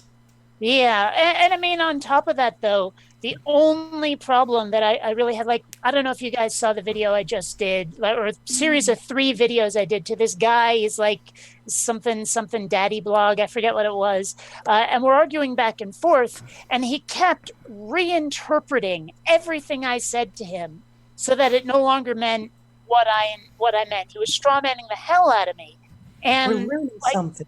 I repeated what I said over, like in the next video, I was like, that is not what I said. You left off this really important part, et cetera, et cetera. And then in the next video, he would go and do it again. And I'm just like, is this really worth it? Usually not. It's kind of why in the last video, I titled the video, Could You Possibly Be More Wrong? And basically told him to fuck off. I mean, if somebody's... video. What's that, Nathaniel? Oh, I'm sorry. I was like, what do they say next in this video? Because I know we all hate that too. Fair. Happened. It's unclear. I believe that it's much more rational that we evolved from apes. This scientist is saying, look, this has debunked tons of the information that we've been given about evolution. I love the way they cut this. And yet people are still going to believe it. This is a secular source. So they have nothing. Like, these evolutionists, they have nothing. The Bible says that all creation... Pause for a second. Where he says, I think it's much more rational to say we evolved from apes, and then they cut it before he can say because. Yes. Yeah. And it's so glaringly obvious that they've done this. They're so dishonest. And well, it's information, Cole. They're deliberately distorting and withholding information. Yeah, it's the I in the bite model.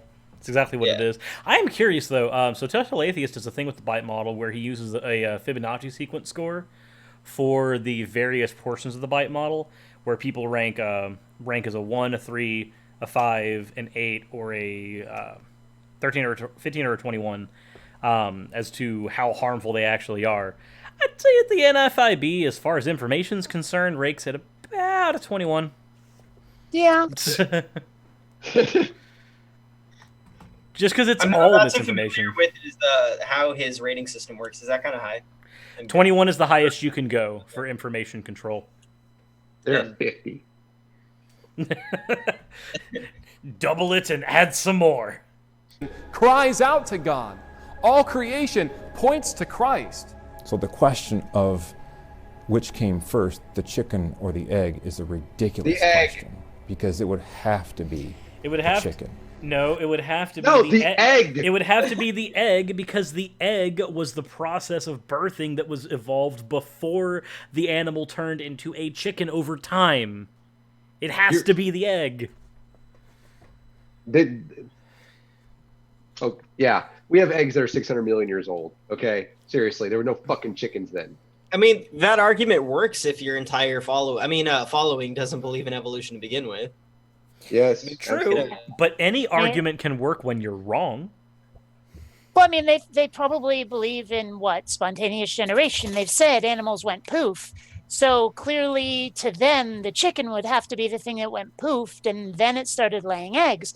I mean, of course you're going to believe that if the spontaneous generation, if animals came about by a magic puff of smoke. Of course you're going to think that. Actually, you know what, Nathaniel? I just got an idea. I know what we can do.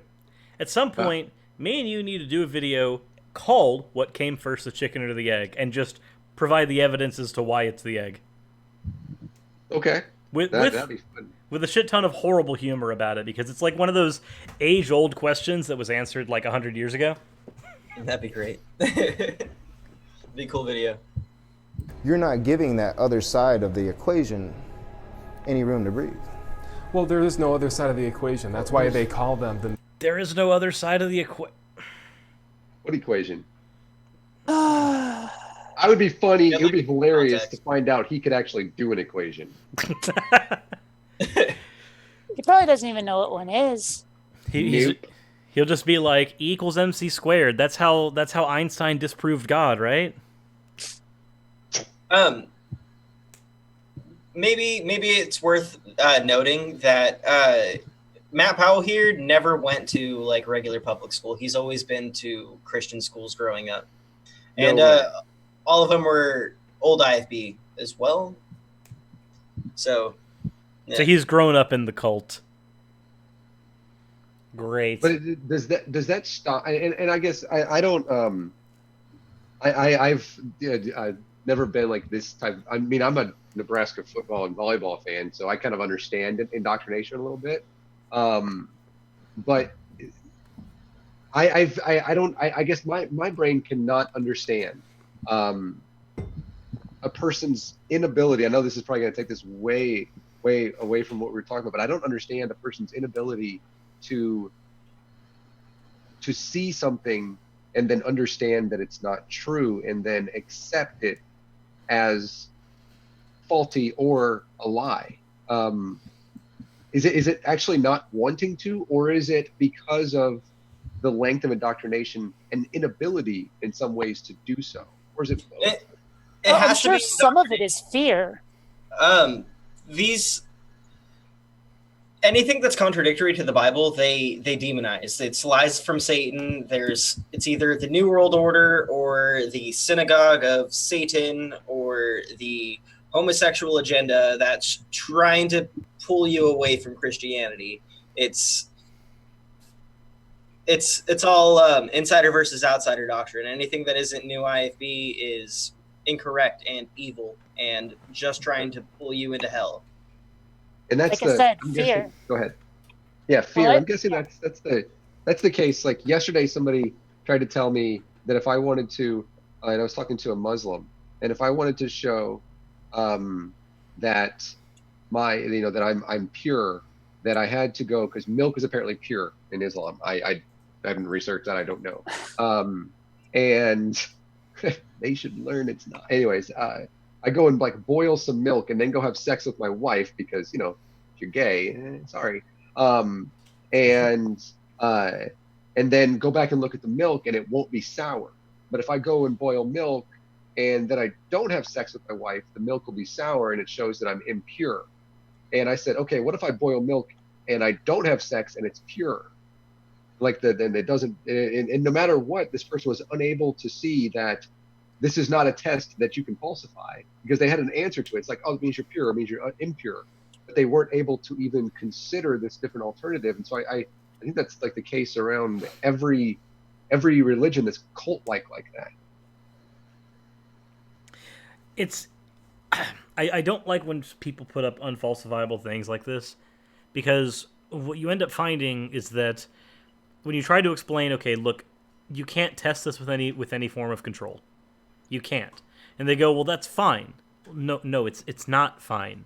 For it to be a test that's okay, there needs to be an ability to apply controls. There needs to be an ability to replicate it. There needs to be an ability to find some sort of consistency with this test. And if you performed that same test 100 times and the results were just everywhere on the spectrum, there wouldn't be any good explanation for it except that it's a dumb fucking test. Yeah. Also, who boils milk like? I got the milk. Got the milk on the pot. Let's go get this taken care of. I can tell you exactly why honey's pretty good when you're sick. Not gonna lie. I can tell you why you would boil milk, and we all should do it.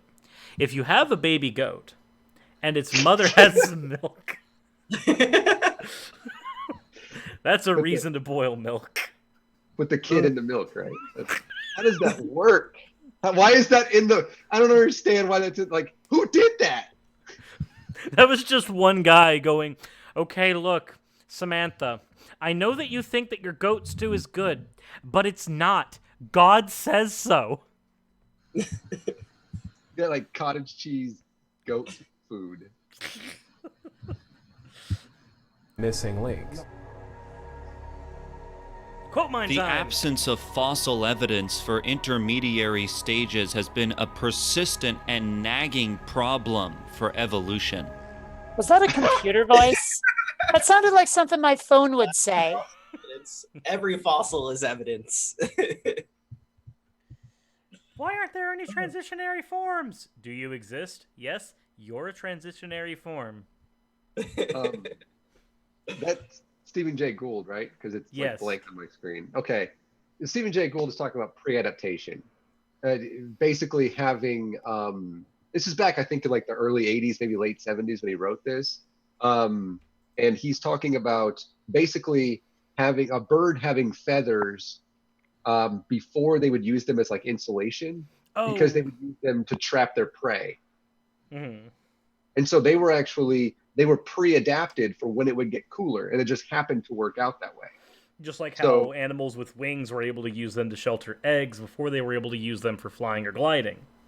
Yes, yeah, same concept. That's pre-adaptation. It's something that Darwin would never think about. But he's talking about things that we use in like developmental evolutionary theory to see where something may not look transitional because it was there for something else before and just happens to work now. It's like the whole thing with the eye when somebody says that, you know, the eye is too complex, and they do the quote mine on Darwin for that, out of Origin of Species, and you have to point out that, well, an eye that can see blurry shapes is more functional than an eye that can see nothing, and an eye that can distinguish those shapes from one another is more functional than an eye that can't, and then an eye that can distinguish colors in those shapes is more functional, and you get more functionality as you go up, where this thing doesn't have to be useful for what it's useful for now. Like right now, our eyes are used for discovering things in the world, discovering art. There's a lot of things that our eyes can do now that they could not do in a more early formative version of an eye. But that's the thing.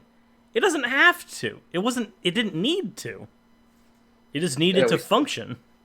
Well, explaining natural selection to a creationist never works. No, it's still a dog, guys. Who does the Ken Ham or the whatever the fuck, the Ken Hovind?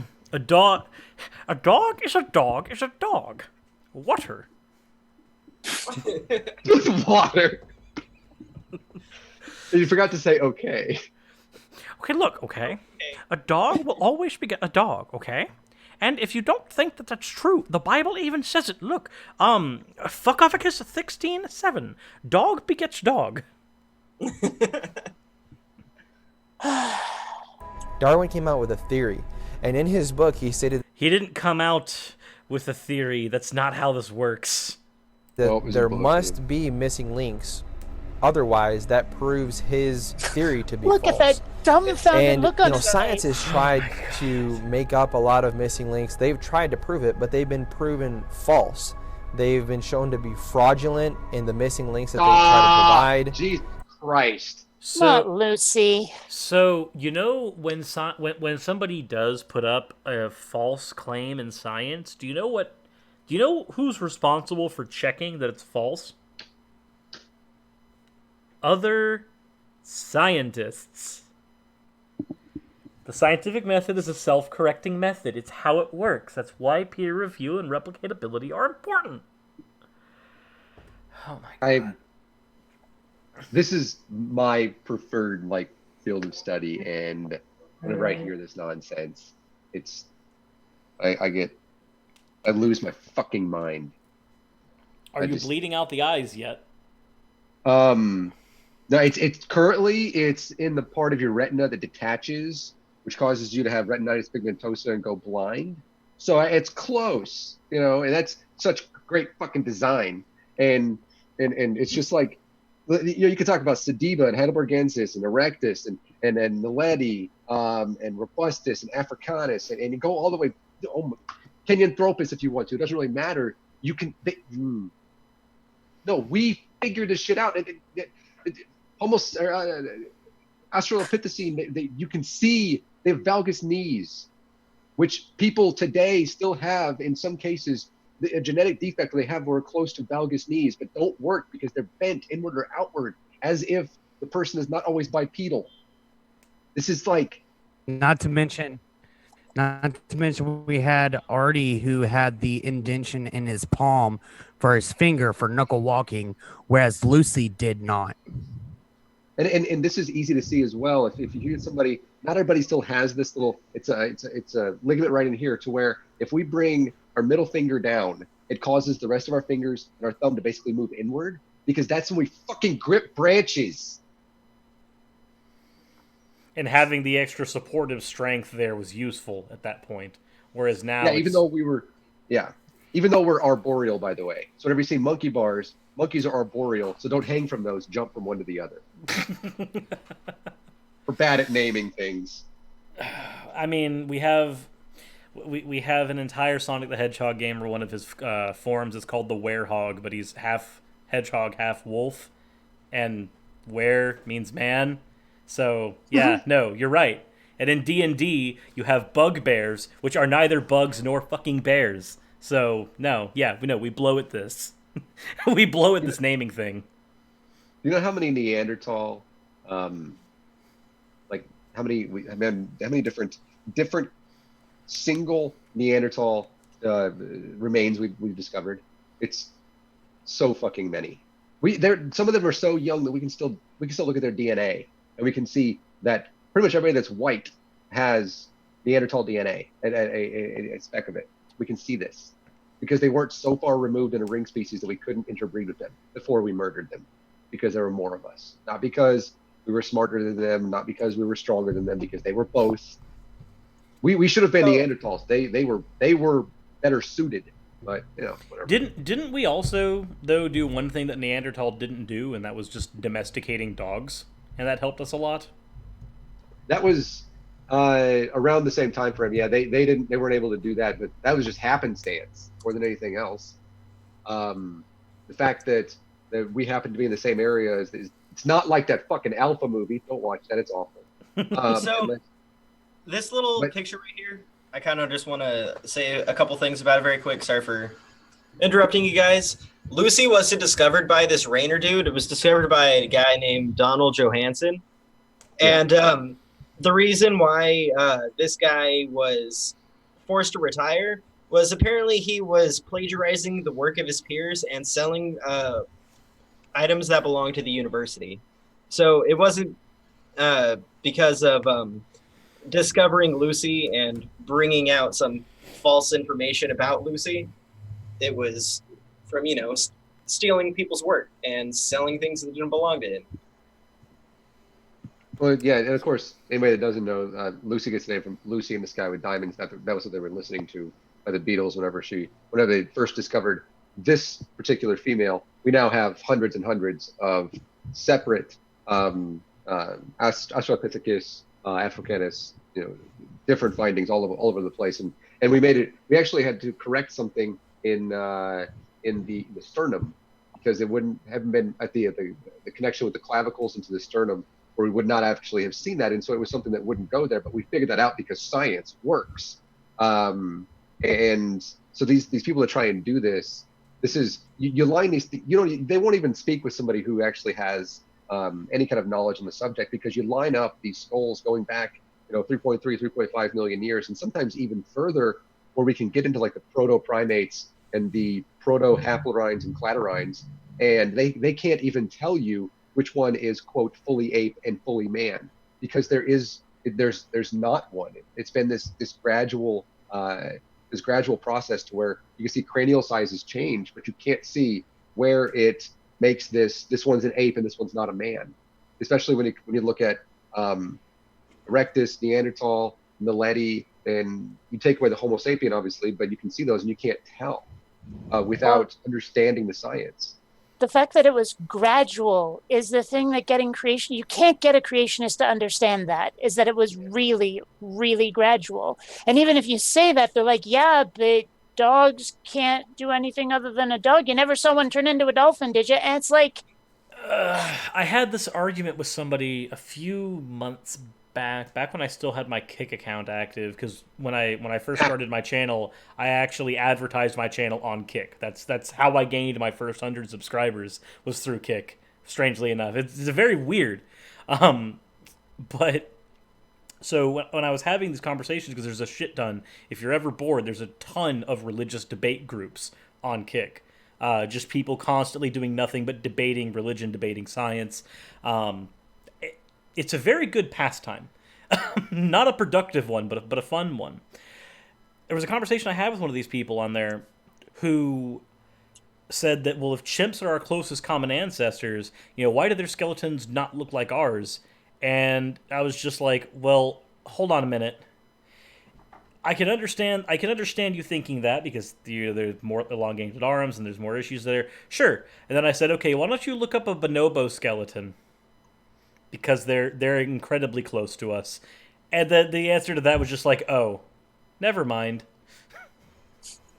Yeah, if a person is willing to accept the evidence that's presented, and of course we should always, and I don't know you know this, but always let them know that we didn't, chimpanzees we didn't descend from them, but if a person is willing to actually engage in conversation and this is so rare, but it's so great when you see it, that somebody says, oh, well, yeah, never mind. I didn't see that or think of that. Yeah, because you look at a bonobo skeleton, really, that is not far off. That's not very far off from us. Have them go look at have them go look at Homo naledi from South Africa, where it is fairly well, quite literally, where you could look at it and you could say, wow, that is pretty much a person.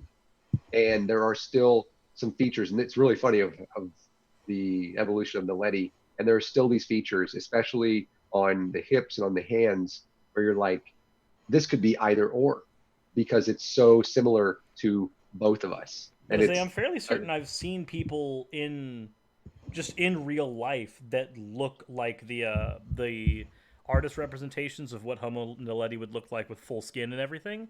I've seen people who look like that in real life. That's how close that is. Well, imagine how think to Genghis Khan, who had the most children, the most descendants of everybody on this entire planet, and how closely related he and the rest of the Mongols were necessarily compared to us to Neanderthal, and look at paintings of him and his closest descendants, and it's actually rather amazing how close it is to what we look at with Neanderthal. So, well, it's funny. I did one of those 23andMe things where they're supposed to tell you your ancestry and all of that. And while it didn't actually come up for me, I've heard stories from people who've done that, where they have this country, this country, this country, this country, Genghis Khan, this country in their ancestry, because like you said, he fucked his way through the entire world. Good for him. That man is a man that all people should aspire to be, man or woman. Have fun. Just don't kill as many people as he did. Yeah. Aww. But have as much fun. Was it Genghis Khan? No, it was Attila the Hun who died to a nosebleed. Never mind. There was something there, but no. Take me past this screen. I can't look at this anymore. It's breaking my mind. I have a better idea. How about I zoom in on it? No, don't do that. Wait, That right there, that's a modern ape right there. That's our cousin right there. That's not even a person trying to represent it as anything else. So you're saying that would be attractive to somebody in Alabama now that you've said it's a cousin? Mm-hmm. Kentucky, Mississippi, wherever they teach horrible sex ed. Yes. I think it's actually legal in Rhode Island too. In Rhode Island, you don't have to be, I think, even 15 to be married if you are a young lady. That's okay. Welcome to America. And so, basically all these missing links that are supposed to exist, they're not there. They don't exist. Actually, those links were predicted for, but whatever. Yeah.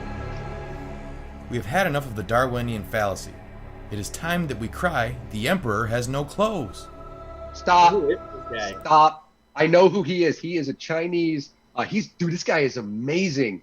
Mr. Zhu he has written some amazing books on geology, paleoanthropology, paleontology. You talk about somebody who has so many different fields of study that he just basically came out of the womb talking about it with a PhD. That's him. That guy is phenomenal.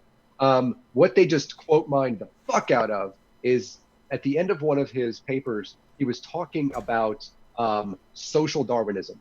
And he said that anybody who has an axe to grind can use part of what Darwin said and use it as social Darwinism. And he mentioned because this wasn't too long ago, he's still alive, where he mentioned things like wars and stuff like that to where they used this social Darwinism thing. That's what he was talking about. He wasn't talking about anything like evolution is wrong. Previously in his paper, he's talking about how evolutionary theory is correct. So, fuck you, Matt Powell. I still want to talk to you then. I would imagine after going through this entire thing, because I know that Matt's actually seen this series, because he made the video about when Aaron Raw popped in, which I find it very telling that he had to use Aaron's name instead it was Aaron's panel when it's my panel, not Aaron's. Just that little bit of, look, I understand he's the more prolific name, but maybe if you could be honest just once in your goddamn life, that would be awesome, especially when it pertains to me. Please. Well, you got to think, whenever he made that video, we had already done the first 3 episodes. So there was all of us, then there was all of us plus Arn, and then all of us plus Jim Hall. And then after that 3rd episode is whenever he made his video. And so the only one that drew his attention was the well-known name, which was Aaron Raw. Hey. But I'm guessing he got more views on that, right? Sorry, Bionic Dance. You got to think. In Matt Powell's mind, the rest of us are all pieces of shit. But Aaron is a well-known. Aaron has been to other countries, and Aaron is somebody that Aaron he is can the abuse. big well-known name that he's going to attach to. Yeah, he can use Aaron's name. Remember that excerpt from that live stream that I sent you a while back, where Matt Powell said he wasn't going to have any debates with any atheists unless they had a big enough following that it would boost them up? Yes. It seems to me like he's just using Aaron to, boost up those numbers. Yep. Yeah. I mean, consider that. So the stream with Aaron has 3,351 views so far. Our first one, though, has half that. By the way, strangely enough, our first one got demonetized. Second one with Aaron, not demonetized. Third one with Jim, not demonetized. For reasons, I guess. And I think it's because they were talking about that Columbine stuff. It was the Columbine stuff. Even though we were responding to the Columbine stuff, it still technically is part of the video. So of course they had to demonetize that. Anybody that's talked about school shootings lately has been getting strikes and stuff. A channel, Monkey Jones, just got taken down. It was a bit of a controversial character, but still, I don't think he deserved it. Yeah, he had two channels get taken down actually. Yeah. Do you think you'd be allowed to talk about that sort of thing if you're, say, criticizing it? You'd think. And in a lot of the cases, even Monkey Jones was doing some criticisms. I mean, he joked around about it more than anything, but he still advocated against that sort of mentality. I mean, he's still around, so I guess he's still doing it. But also, Nathaniel, there's a question in the chat for you from Pufflupagus. Can you ask Nathaniel who I would ask about why the big societal advances took place in the Middle/Far East as used to the African content? You mean as opposed to the African continent? And yes, somebody was tapping on their microphone, so that's a thing the chat also heard. My bad. That's probably yeah, sure. Scream, I guess. Dr. Zoo is a great reference with that. There are a number of other. Look at. They're doing a lot of research right now at Oxford with some of that. And I guess when we talk about the societal advances, would that mean like when you say societal, you mean like agrarian societies versus those who were hunter-gathering? Because that has to do with where they lived and how the climate changed as opposed to Africa. But or do you mean like tool making and other things like that? Because then it has to do with the different types of animals that they were hunting again versus Africa, but or evolutionary necessity. But it just kind of depending on really what route you're trying to take on that one. And I guess while they're clarifying that, we can continue with the piece of crap movie, and then respond to the clarity once it's given. Minutes. Yeah, I enjoy the pain that this brings, though. The first part of the scientific method is to make an observation. How has anybody observed an animal change from kind to kind? We have seen yes. Evolution occur within a short span of a generation already. It's a thing that we've observed in the lab. But I guess Matt doesn't want to argue with the fact that he's got a tailbone. And they never will define kind, will they? No. Probably not. Because they find that just like species, according to them, it's a very lucid word. Species to them, they're like, oh, it really has no meaning whenever there is a defined meaning for species. Whereas kind can be moved around everywhere within the whole entire classification system. Yep. But I guess it's like these are sort of like the others. Kinds of kinds. Yeah. I guess that means that humans are part of monkey kind. Yeah, but then they bring out the whole I'm not from a monkey because they find it so unflattering. My where it's grandpa like wasn't a monkey. Because you say to them, yeah, we're all apes, and they picture us all going ook, you know? I wonder if they realize literally if some of us might do that then. Wow. Well, I'm wondering if they realize exactly how many. The thing is I Russ, I think you're lagging again. Go ahead, sirs. Yeah, I think you're lagging. Yeah, go ahead. Okay. Saying I wonder if they realize exactly how many pounds of pressure various great apes can actually squeeze and destroy. I'm no ape. Well, those apes are impressively strong, and with how scarily affixed Matt Powell seems to be to his own masculinity, you'd think that being part of a species that can literally crush bricks with their hands sometimes, you'd think that would be something he'd be proud of, not afraid of. Yeah. And all I was going to say was that with the way that they do the kinds thing, just think if classification systems today from actual scientists use kinds, we'd be like, well, we are the humankind that is within the ape kind that's within the, this kind. We just all be kinds instead of the actual classification system we have today. Well, of course, according to them, there is only humankind because we are created in the image of God the way the other animals aren't. Therefore... God looks a lot like a fucking hairless monkey then. Weird. Wonder how that happened. I wonder if sapiens had arose in a reptilian species instead, if they'd be having the same conversation where somebody was just like, God looks awful lot like a crocodile. That's odd. I think it'd be closer to iguanas or chameleons, but whatever. Somebody commented right now, Powell looks like he is the ginger kind. That means he's not getting to heaven because he doesn't have a soul. I don't know. And granted, this is weird to say, being a lesbian and all, but all I can notice is how much he's manspreading. He's just like, cool. Yes, he is definitely manspreading. He's just like, look, guys, down here, it's massive. Even God is impressed. But that's not blasphemy. If he wants to impress me more, though, he will undo that button on his jacket. Yes, because that's how you're supposed to sit when wearing a jacket. Yes. Learn how to wear jackets, Matt. Still like your hair. Because in order for something to be science, you have to be able to first make an observation. I'm fairly certain Darwin's, what is it, the pigeons? You know, or the birds. The doves, whatever they were. These atheists often, they act like they're so smart, they know so much science. They're really a lot of times just repeating talking points that they've heard. How many times am I going to make the projection joke? Oh, the places you'll go. Also, Puffalufgus said in the chat, I mean like advancing from a villager agricultural society to a trade-based commerce-type society where you do a specific job and purchase or trade for goods that aren't made locally.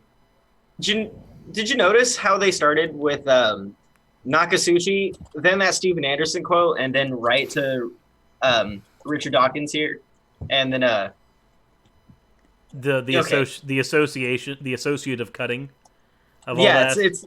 Yeah, that's what I was trying to get at, but like the tip of my tongue for some reason made me think I got his name wrong. But it's I'm not finding the right words to explain this, but it's one of those manipulation tactics. They're trying to associate Nakasuchi's kind of weird claim there with anything with any like a more educated person. I think whatever language you use... I'm not, this isn't coming out right. It's okay. Whatever language you use, it will probably be better and more accurate than theirs. No matter what you say. I mean, unless you say something like, oh, I don't know, Sword Art Online is a good anime, then we might have a discussion over whether or not that's correct. But I would expect almost anybody on this panel to be able to say things better, more articulated, and more accurate than anything Powell or Anderson can spew out of their mouth. As long as I can write it down first, I definitely can.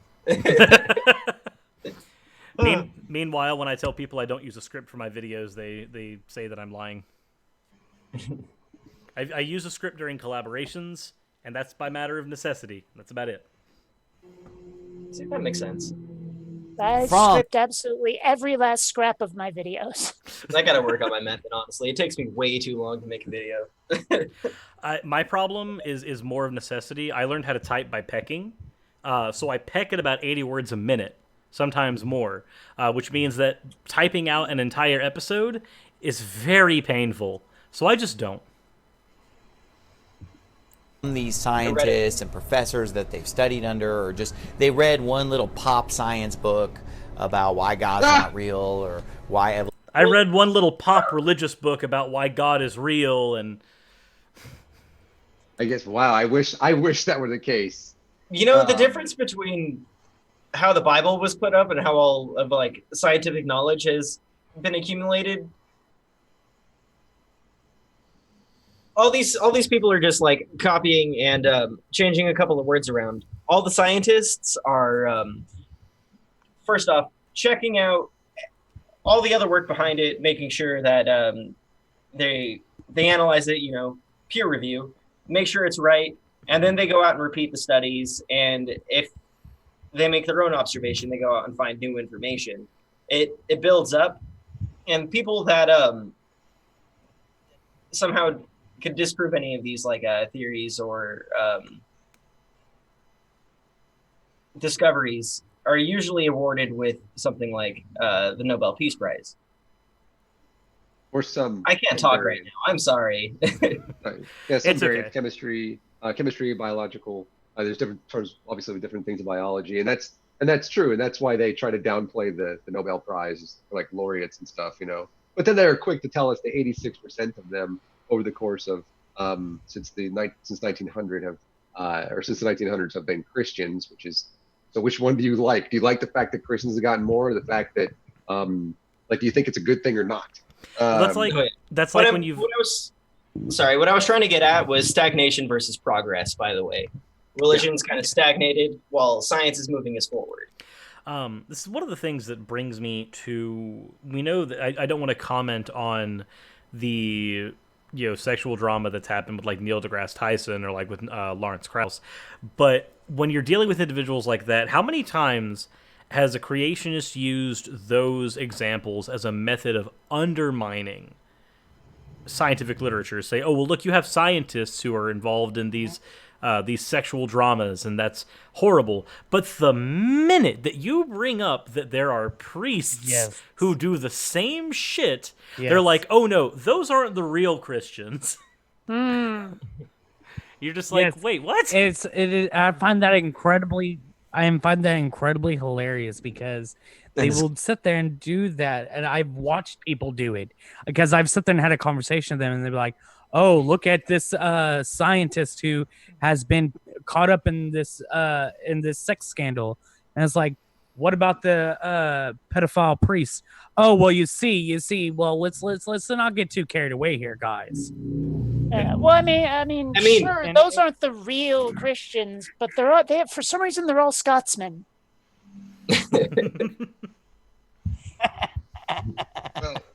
And I would love to sit down and because I was just looking around to see if I had any books within arm's reach. It's unfortunate that I don't. Some of them are over there, and actually go through some of what I read and Susan can tell you this on a pretty much daily basis. I was in the hospital a couple of weeks ago, and while I was in there, I had to explain to somebody about these hadrosaurs who lived up in Alaska, around between 69 and 65 million years ago, and had to explain how the fossilization worked, how they were able to live there, how this shows they were warm-blooded, everything about this. And I'm reading these scientific papers, and I'm showing it to Susan, and she's like, I love hearing you talk about this. And then of course she says, I don't know, but I'm like, I would love to sit down with them and actually show them this stuff. And I realized it wouldn't work, but there's nothing about this that's like, yeah, we opened up like a coloring book and we're like, oh look, this is obviously all true. No, these are complicated scientific quandaries that take just hours and hours and years. We don't just make something up tomorrow and then go, yep, let's go ahead and put it out there in peer review, and then no need to try and falsify anything, guys. Because if you falsify something, if they were able to overturn evolutionary theory, all of them would have like all the Nobels, and they wouldn't be teaching this shit in churches. Well, but I mean, every scientist hates God. Every scientist wants to say, oh, God isn't real, but so they have to suppress the evidence when they find it. That's how this works. That fucking Romans 1:18 through 32 or whatever. My favorite one is Romans 1:20, where apparently all of us just suppress the knowledge of Jesus. Yeah, no, I don't. People that have never heard of him and probably never will. You're just suppressing the knowledge of my God. Stop it. And it's funny because I brought up the whole entire tribe over there by India, that's on the island, and someone literally told me, because I sat there and said that they didn't know about your God and Jesus, and they literally said to me, "Not yet, but we will get someone over there, and at least one of them's going to know Jesus." No. I saw somebody on Twitter. Are you serious? The last time and every time before that. Go ahead. Oh, dude, I saw somebody on Twitter say that that island is the last stronghold of Satan. Oh my God! So does that mean that Saudi Arabia is not a stronghold of Satan when Muslims are there and they're not Christian, and there's 2 billion of them in the world? Okay. Ask them to go to Indonesia, where the most of the Muslims actually live, by the way, and the population is 98% Muslims. Whether they be, I always forget the two. Is it the two? Sunni and Sufi. Shia. What is Sufi then? There's more than just two, but there's two that it's like how with Christianity you have Protestantism and Catholicism that are constantly at war with each other, but there's obviously more than just that. It's the same way it is with Islam. I think you have Sunni and Shia, and then you've got a lot of other sub-denominations that you have to deal with as well. So, but point is, I wasn't wrong that it is a Muslim thing. Yes. You're correct. Yes, Okay, Sufi is another sect of Islam. Okay. I just wanted to make sure I wasn't completely out there and someone's like, no, those guys are Buddhists, you dumbass. I also find it funny whenever you've got people who say that, oh, well, atheists deny religion. I'm like, okay, well, just like you brought up Buddhists there, like, well, most Buddhists are atheists, and that is a religion. Would you like to try again and swing and a miss again, guys? You even have atheistic pagans. Yeah, you've got atheistic pagans, you've got atheistic Buddhists, and you have theists who don't belong to any religion. So no, this weird dichotomous view is there's a dichotomy, but it's not where they're drawing the fucking line. Well, I mean, that is a thing where it's like there is a difference between being a theist and being a God believer. I mean, it's like theism generally tends to come with dogma. Well, theism is just the belief in the God in general, or belief in a God in general. Whereas, religion is where you get the dogma. Yeah, but there will definitely be like religious people out there who are like, nah, it has to be exactly like Christianity, or at least something similar with a holy book and all these rules and shit. Otherwise, you're not really religious. Yeah, except again, there's going to be a lot of pagans who would be like, well, we don't have holy books. Oh, sure. I'm saying the theists who would say that are dumbasses. Yes, I agree. It's like saying that if your structure doesn't mirror my structure, that it's not a legitimate structure. It's like, okay, so where does the line get drawn? Is it not a religion because they didn't worship Jesus? Or is everything else a religion because they don't worship Jesus, and yours isn't a religion but it's just truth? Because I'm sure you've heard that one too. Or Christianity isn't a religion somehow. Right. It's not a religion. It's a religion. It's a lifestyle. It's a relationship. A polyamorous relationship. I don't know how you can have a relationship with somebody you've never met and that you don't know if actually is doing anything for you or not. But I mean, that's just me. I'm sure there's a lot of anime weeaboos who would make an argument about having a relationship with somebody who doesn't exist. Well, yeah, I mean, but that's why that's why you have these people who will sit there and say that it's not a religion, it's a lifestyle. That we have our life choices that we make are all about Christianity. Well, and in a way, they're kind of weirdly right. It does take over their entire life, and that's one thing that I've discovered. Like in some of the videos on my channel, it's really difficult to get atheists to understand that atheism isn't just like that, only without God. That atheism doesn't come with that sort of built-in lifestyle. They can't seem to grasp how anyone could live like that. Yep. People like the ritual. Yeah. Did you guys know that? Pretty big with people, even if it's. That we have actually in the where's it at? I think it's in New Mexico or something. In the laboratory, we've actually trained bees, like honeybees. They're called sniffing bees, to do security for us. Really? Yeah. Wow. Yes. My corgis want to know too. But do you know how we did that? Sorry. They're enjoying. Don't worry. I've had to mute myself several times because of mine. Okay. The way we did that, by the way, is we followed the scientific process. Super crazy. Made an observation that bees and honeybees and other types of African bees, if they're like crossbred, can remember and process certain smells and will go toward them and things like that. And then made a hypothesis based on this. Like, okay, let's see if we do this, we can actually train them because they can remember things, especially if there are certain scents in certain places. And then we test the hypothesis, and then we analyze the data, and then we attempt to falsify it using so many different methods and so many different and around so many different laboratories. And then once we see that it's passed at least these not just preliminary but incredible amounts of depth of falsification. Then we make predictions based on that, and we see that, hey, this actually works. Or we see, oops, made a mistake. Let's figure something else out, or let's see how far it goes back. And that's, by the way, incredible simplification. But we did that to actually, and now we can use bees for some security at the National Laboratory. I think it's in New Mexico. So I could be wrong about the place, but yeah. It's not just opening a coloring book, dicks. Actually, I learned how to domesticate bees by opening a coloring book. And only, actually, better yet, just by watching the Bee Movie. They learned English, even though they don't have a laryngeal nerve to be able to. Anyways, go ahead.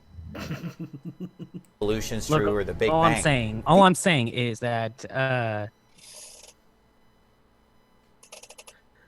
I was just gonna make a joke. Just go ahead and play it. God damn it, Russ. These guys haven't really done the real research themselves, and the evidence is that sometimes when you talk to these guys about the science behind the Big Bang or evolution or the evidence for creation, sometimes they don't even know what you're talking about because it's over their head. But today, people don't want to try to prove evolution. Wow. The projection is strong. To know everything, though. Just random street. No. We're saying we don't know it because you haven't produced any actual evidence for it. The irony of what he just said.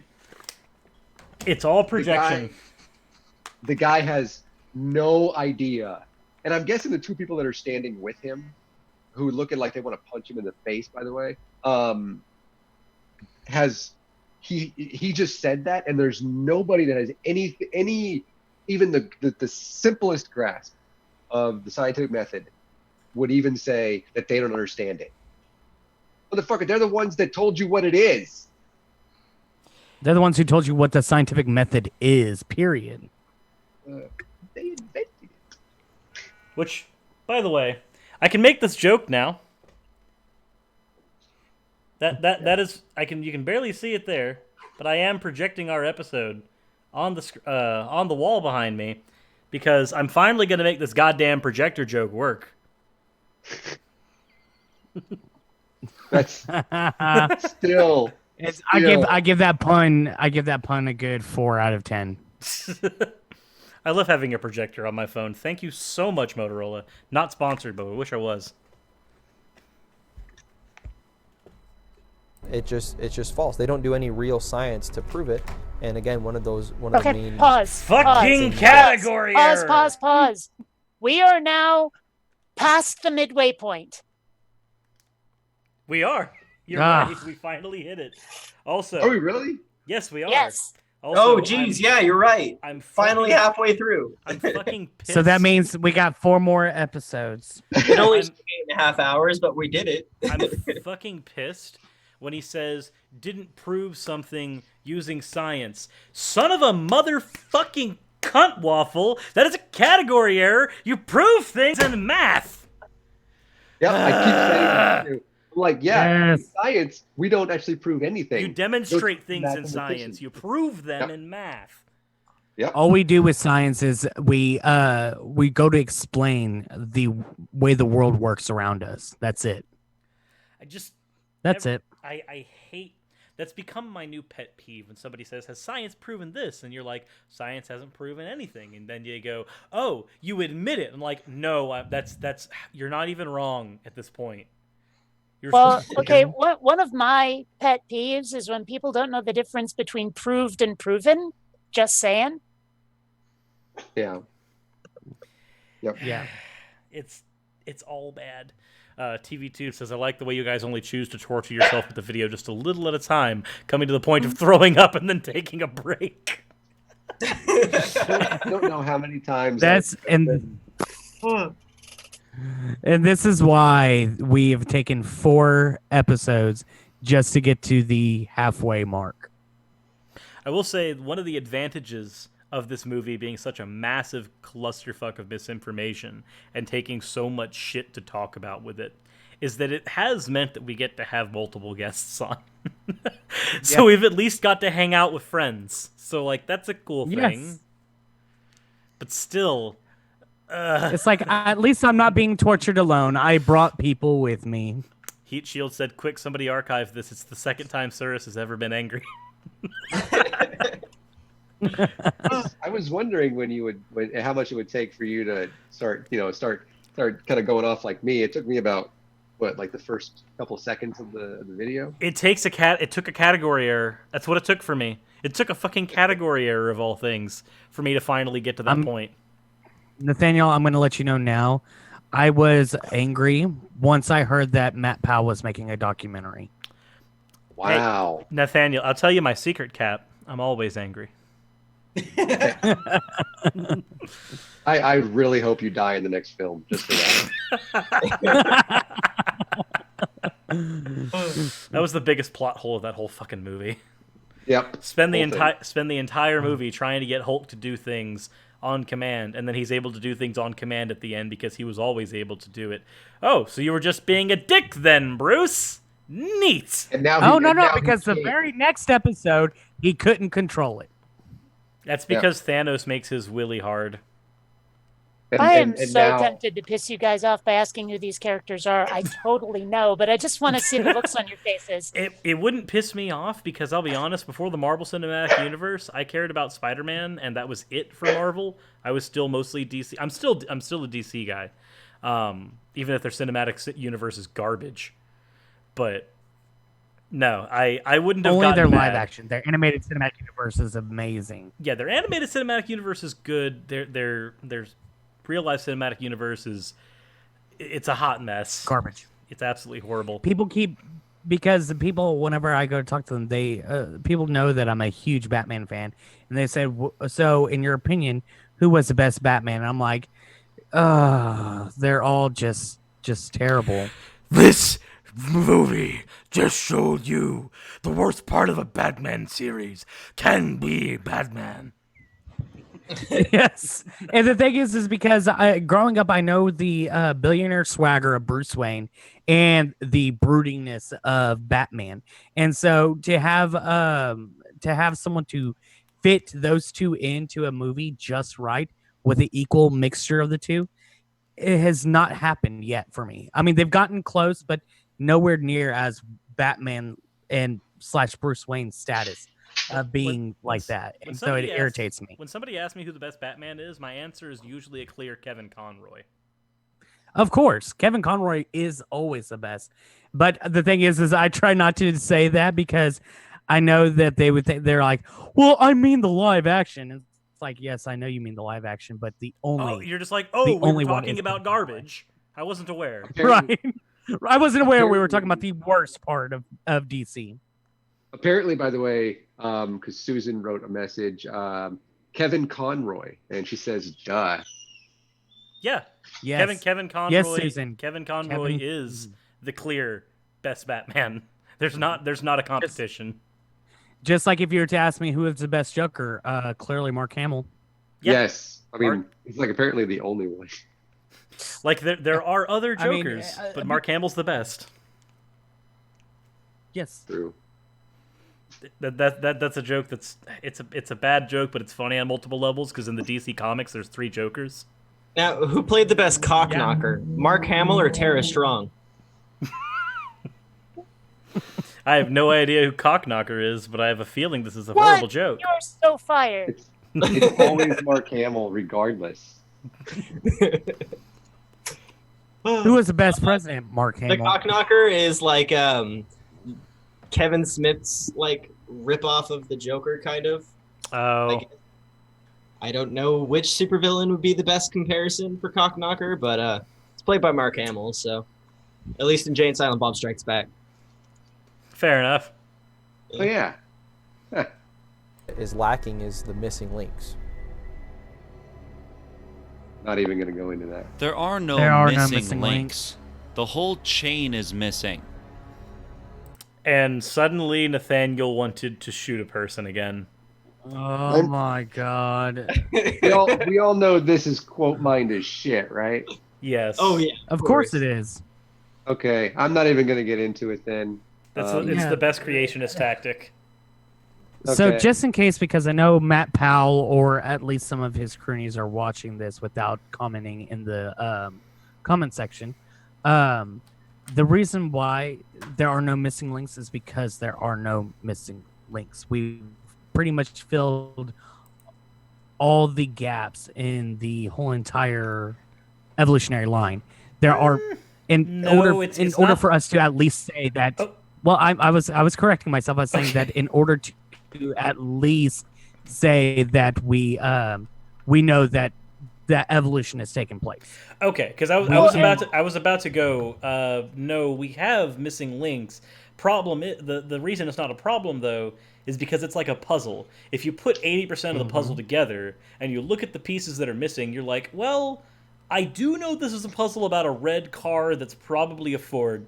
Okay, I can basically know where this puzzle's going. It's not the same thing as having all the pieces, but you still get the same answer. Well, for them, it's And going to be a matter of infinite regress. I mean, if we say, okay, here's this and this, but we don't have their immediate child, we'll find that child. Well, then there's this and this. Like, they expect us to find the entire population before they'll admit that, yeah, okay, maybe you found all the links. Insert Futurama episode here. No amount of evidence is going to be enough for them, though, because they have a book that's really old. They have a book that's really old, but it's really new compared to most of the fossils we found. Which is weird. Yeah, that's true. I do think we'll probably only stay on air for another 5-ish minutes because we're sitting at 2.5 hours of time. This has been a very long episode. But and I am hungry. Might have been our longest one. This is our longest one, second only to the one with Jim. I'm going to go with consensus. I'm not going to go with the crazy kook conspiracy theories. I'm just but this isn't a conspiracy theory. This is a scientifically proven fact that just came out. Nope. I'm just gonna go and play with the dogs. No. We're still playing, guys. Cirrus, we're still playing. They're just walking through. I'm reading up on college volleyball stats. Nope. So you guys have fun. Yeah. There we are. Do I have to come back? Did I accidentally hit play? You really did. Hey, Lord's Cross is on the screen now. This is actually the best version of Matt Powell that I've ever seen. He's just mute. I kind of have this ongoing joke on my channel where every time Matt Powell comes on screen, I have to call him cute because I know it makes him uncomfortable. I don't want to say, by the way, that Matt Powell, I mean, he could. I don't hate you if you are, Matt. You know, it's natural, dude. The only person who hates Matt Powell for being gay is Matt Powell. I'm not going to assume that he is, because for all I know, he's not. But he is very proud to be straight. He's so nightmarishly proud to be straight. It's almost like Hitler denying his Jewish ancestry. Mm-hmm. But that's just me. Well, I mean, sometimes I wonder about religious homophobia. Like, how much of it is the ick factor? How much of it is the God, like says it's bad factor? And how much of it is the I really hope I'm not gay factor? Where it's like, you know, that meme that goes around with the guy with the poster board on it, and like anti-gay poster board, and there's these two guys making out, and the thought bubble is don't get a boner, don't get a boner, don't get a boner. Right? I wonder how much of that is the homophobia that comes out of religion, is the I don't want to be gay, I really, really don't want. Even if they're not, they're just afraid they might be. And he apparently is not gay. The comment section has stated that is the case. His fashion is too crummy to be gay. I wonder if that's the case. Oh, God. Okay, the question, does he love musicals? But I do. I love musicals, and I'm straight. I know. It's a stereotype, dude. I know. Come on. Yeah, it's okay. Stereotypes are cool. I will say that if there is a gay agenda, can I be part of that agenda just so they can fix up the terrible fashion sense I have in my house? Please. Well, I mean, if there is a gay agenda, basically for me, I'd love it if we were recruiting, just because, well, it'd be nice to find a girlfriend. But other than that, yeah. Other than that, that said, I also wanted to plug something real quick in here. I know it's a little late into the stream, and we're going to be ending here in a minute or two, but I wanted to go ahead and plug this before I forgot. So Nathaniel, prior to coming onto here, and a few weeks ago actually, was involved in a myriad of medical procedures. Otherwise he might be dead, which would kind of blow. We would not want him dead. As a result, I have actually plugged his GoFundMe for helping out with his medical expenses. If you refresh the video, you should see it in the description. I didn't have it beforehand, but I do have it right now. If you guys want to support him on there, then that is an option that can be done. No pressure on that. Obviously, there's no pressure for donating to anything, Patreon, GoFundMe, etc. But I did want to make sure that everybody knew that that is there in case anybody wants to. I did not make that, by the way. Somebody else made it for me, so thank you to the person that did. That means a lot. I can't go back to work until at least the beginning of the year, and so it's been tough. And thank you, Cirrus, for saying that it's nice that I'm here and not dead, because otherwise, what would I be doing? Well, you wouldn't be helping us out with this episode, which would kind of suck. I've enjoyed it very much. All right. I do think that's where we're going to end the not the episode wholesale yet, but just Matt Powell's cluster bad for the time being. Just because we've hit just past the halfway point. The suffering is almost over. By the time we're done with this, he's probably going to release another poorly made documentary, and then we're still going to have shit to do.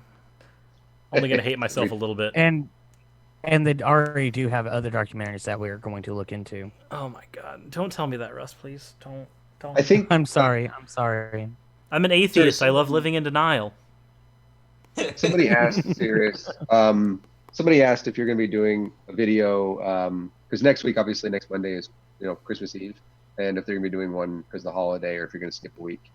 I'm probably going to skip the Christmas Eve get together on it, and just start things up after that. That way everybody, I'm not like pinning everybody away from doing stuff with their families if they want. But I will still be releasing an episode on that day. So you guys are still going to all get a video Christmas Eve and Christmas Day. You're just not necessarily going to be getting this live stream that day. He actually means 2 weeks, because then it would be on New Year's Eve. And even if you want me to come back, I'll be far too inebriated to come on here. Actually, that might actually make it better. That would make it a lot more enjoyable. And we could sit there and just hear you go, he's so full of shit, guys. Wait, that's not what I sounded like today? Oh, man. It's like, damn it. Gotta do better. Oh, Susan wrote, and she said, I won't make it home. This is the place here in time to make an appearance. But she says hello to everybody. Susan Turpin, by the way, she's the person that puts up with me on a regular basis. And she's also with like American Atheist, and she works for Planned Parenthood. So she wanted to say hi to everybody. Awesome. Well, especially since she's working at since she works with Planned Parenthood, I might actually end up doing a video on Planned Parenthood at some point that she might be able to help with, if that's a thing that could be done, because outsider looking in is always different than insider looking out. Yeah. Yeah, and she does. I've got to say that Planned Parenthood does do a lot of good for the communities, especially with all the other things like providing contraceptives and all sorts of other just great things. Like what else? They sit there and screen women for breast cancer and all different things that do so much good for the community that it's. Tell her I said thank you. They do much more than abortions. Yes, she said I'm awesome in the chat. Yeah, they do. I mean, if you're even for men, prostate screenings, things like that, obviously provide as contraceptives and the things that the people that want abortions to go down and whatnot, and want teen pregnancies to go down, but then don't want to provide the necessary tools to do so, that they don't do. So Planned Parenthood And there are other organizations as well that are amazing in that regard. But Planned Parenthood, there are a lot of people that I know really, as you mentioned, depend on them. So awesome. If I ever tell any of you that I'm pro-life, what I mean is I love the cereal, the magazine, and the board game. Just saying. All right. And what would we say if you told us you were pro-forced birth? It'd probably be something about Star Wars, like Anakin and Leia when they were born. I don't know. Fair enough. Remember, Anakin was Jesus. He didn't even have a father. Yeah. Weird Star Wars lore. On that note, I do think that's a good point for us to end. We are right over the 2.5 hour mark in this video and just over the 42-minute mark on Matt Powell's movie. God, I want to die sometimes. Okay, so with that said, do we have any final thoughts from the panel? We'll start with Sean and we'll move all the way down to Russ. Honestly, I can't say anything much different than what I said last stream. We didn't really cover anything new here. I mean, obviously there was a lot of information control stuff that we dealt with. There was obviously a lot of deliberately withheld and distorted information. They're essentially discouraging you from accessing non-cold sources by what's it called? Giving you them, but giving you the incorrect information. I guess that would actually be more of a tick on the first one. Lots of insider and outsider doctrine by demonizing two branches of science, being evolution and the Big Bang Theory, and anyone who believes in it because, it doesn't fit the NIFB narrative. And honestly, there's just bite model checks all over the place. And like I said, we've only been through the first couple of minutes, so there's not really much else I can say. Fair enough. So Bionic Dance? Well, I really don't think that anyone's going to say anything that, I don't think I can say anything that anyone else is going to say, not going to say. I don't know. I don't have a lot of thoughts right now because I'll be honest, the biology part of all this is not my forte. So, yeah. Yeah, but it's not Matt's forte either. I know, but I'm still more of the logic and reason. Here's why God exists. Here's why your logic's bad. That's more my thing. So I think all I can really say is that 2 days ago was my birthday. Subscribing would be a great present. Just saying. If by some miracle we can get Kate to 24,000 subscribers before the year's over, that would be awesome. That would be awesome. By the way, I am trying to beat Tatted Atheist to 300 subs. I'm at 292 right now. Help me get there. He's 2 behind me. 300 by Christmas, guys. Yeah, definitely beat him. He's been helping out the Geek Room, and, working for Frankie makes you a shill. So yes, definitely. And last but not least, Nathaniel, since apparently Russ has hopped out. So this isn't a movie. It's horse shit. It's garbage. Everything about it's a lie. Steven Anderson's a piece of shit who I think toes the line between free speech and speech that should be limited. And this is garbage. I thank you for having me on today, though. Bionic, happy belated birthday. You look good for 18. Or I don't know. Is it good for 18 or does it go the other way around? I don't know. But I myself and one of the things we're spearheading here in Texas is the need for required comprehensive sex education in all Texas public schools. It's not required here at all, and they don't teach comprehensive sex education. And so with the American Atheists, we're spearheading that here in Texas. We're actually going down to Corpus Christi, and I've actually gone down there a couple of times here rather recently to their programs are basically abstinence only until marriage down there in public schools, and it is religious no matter how they try to mask it.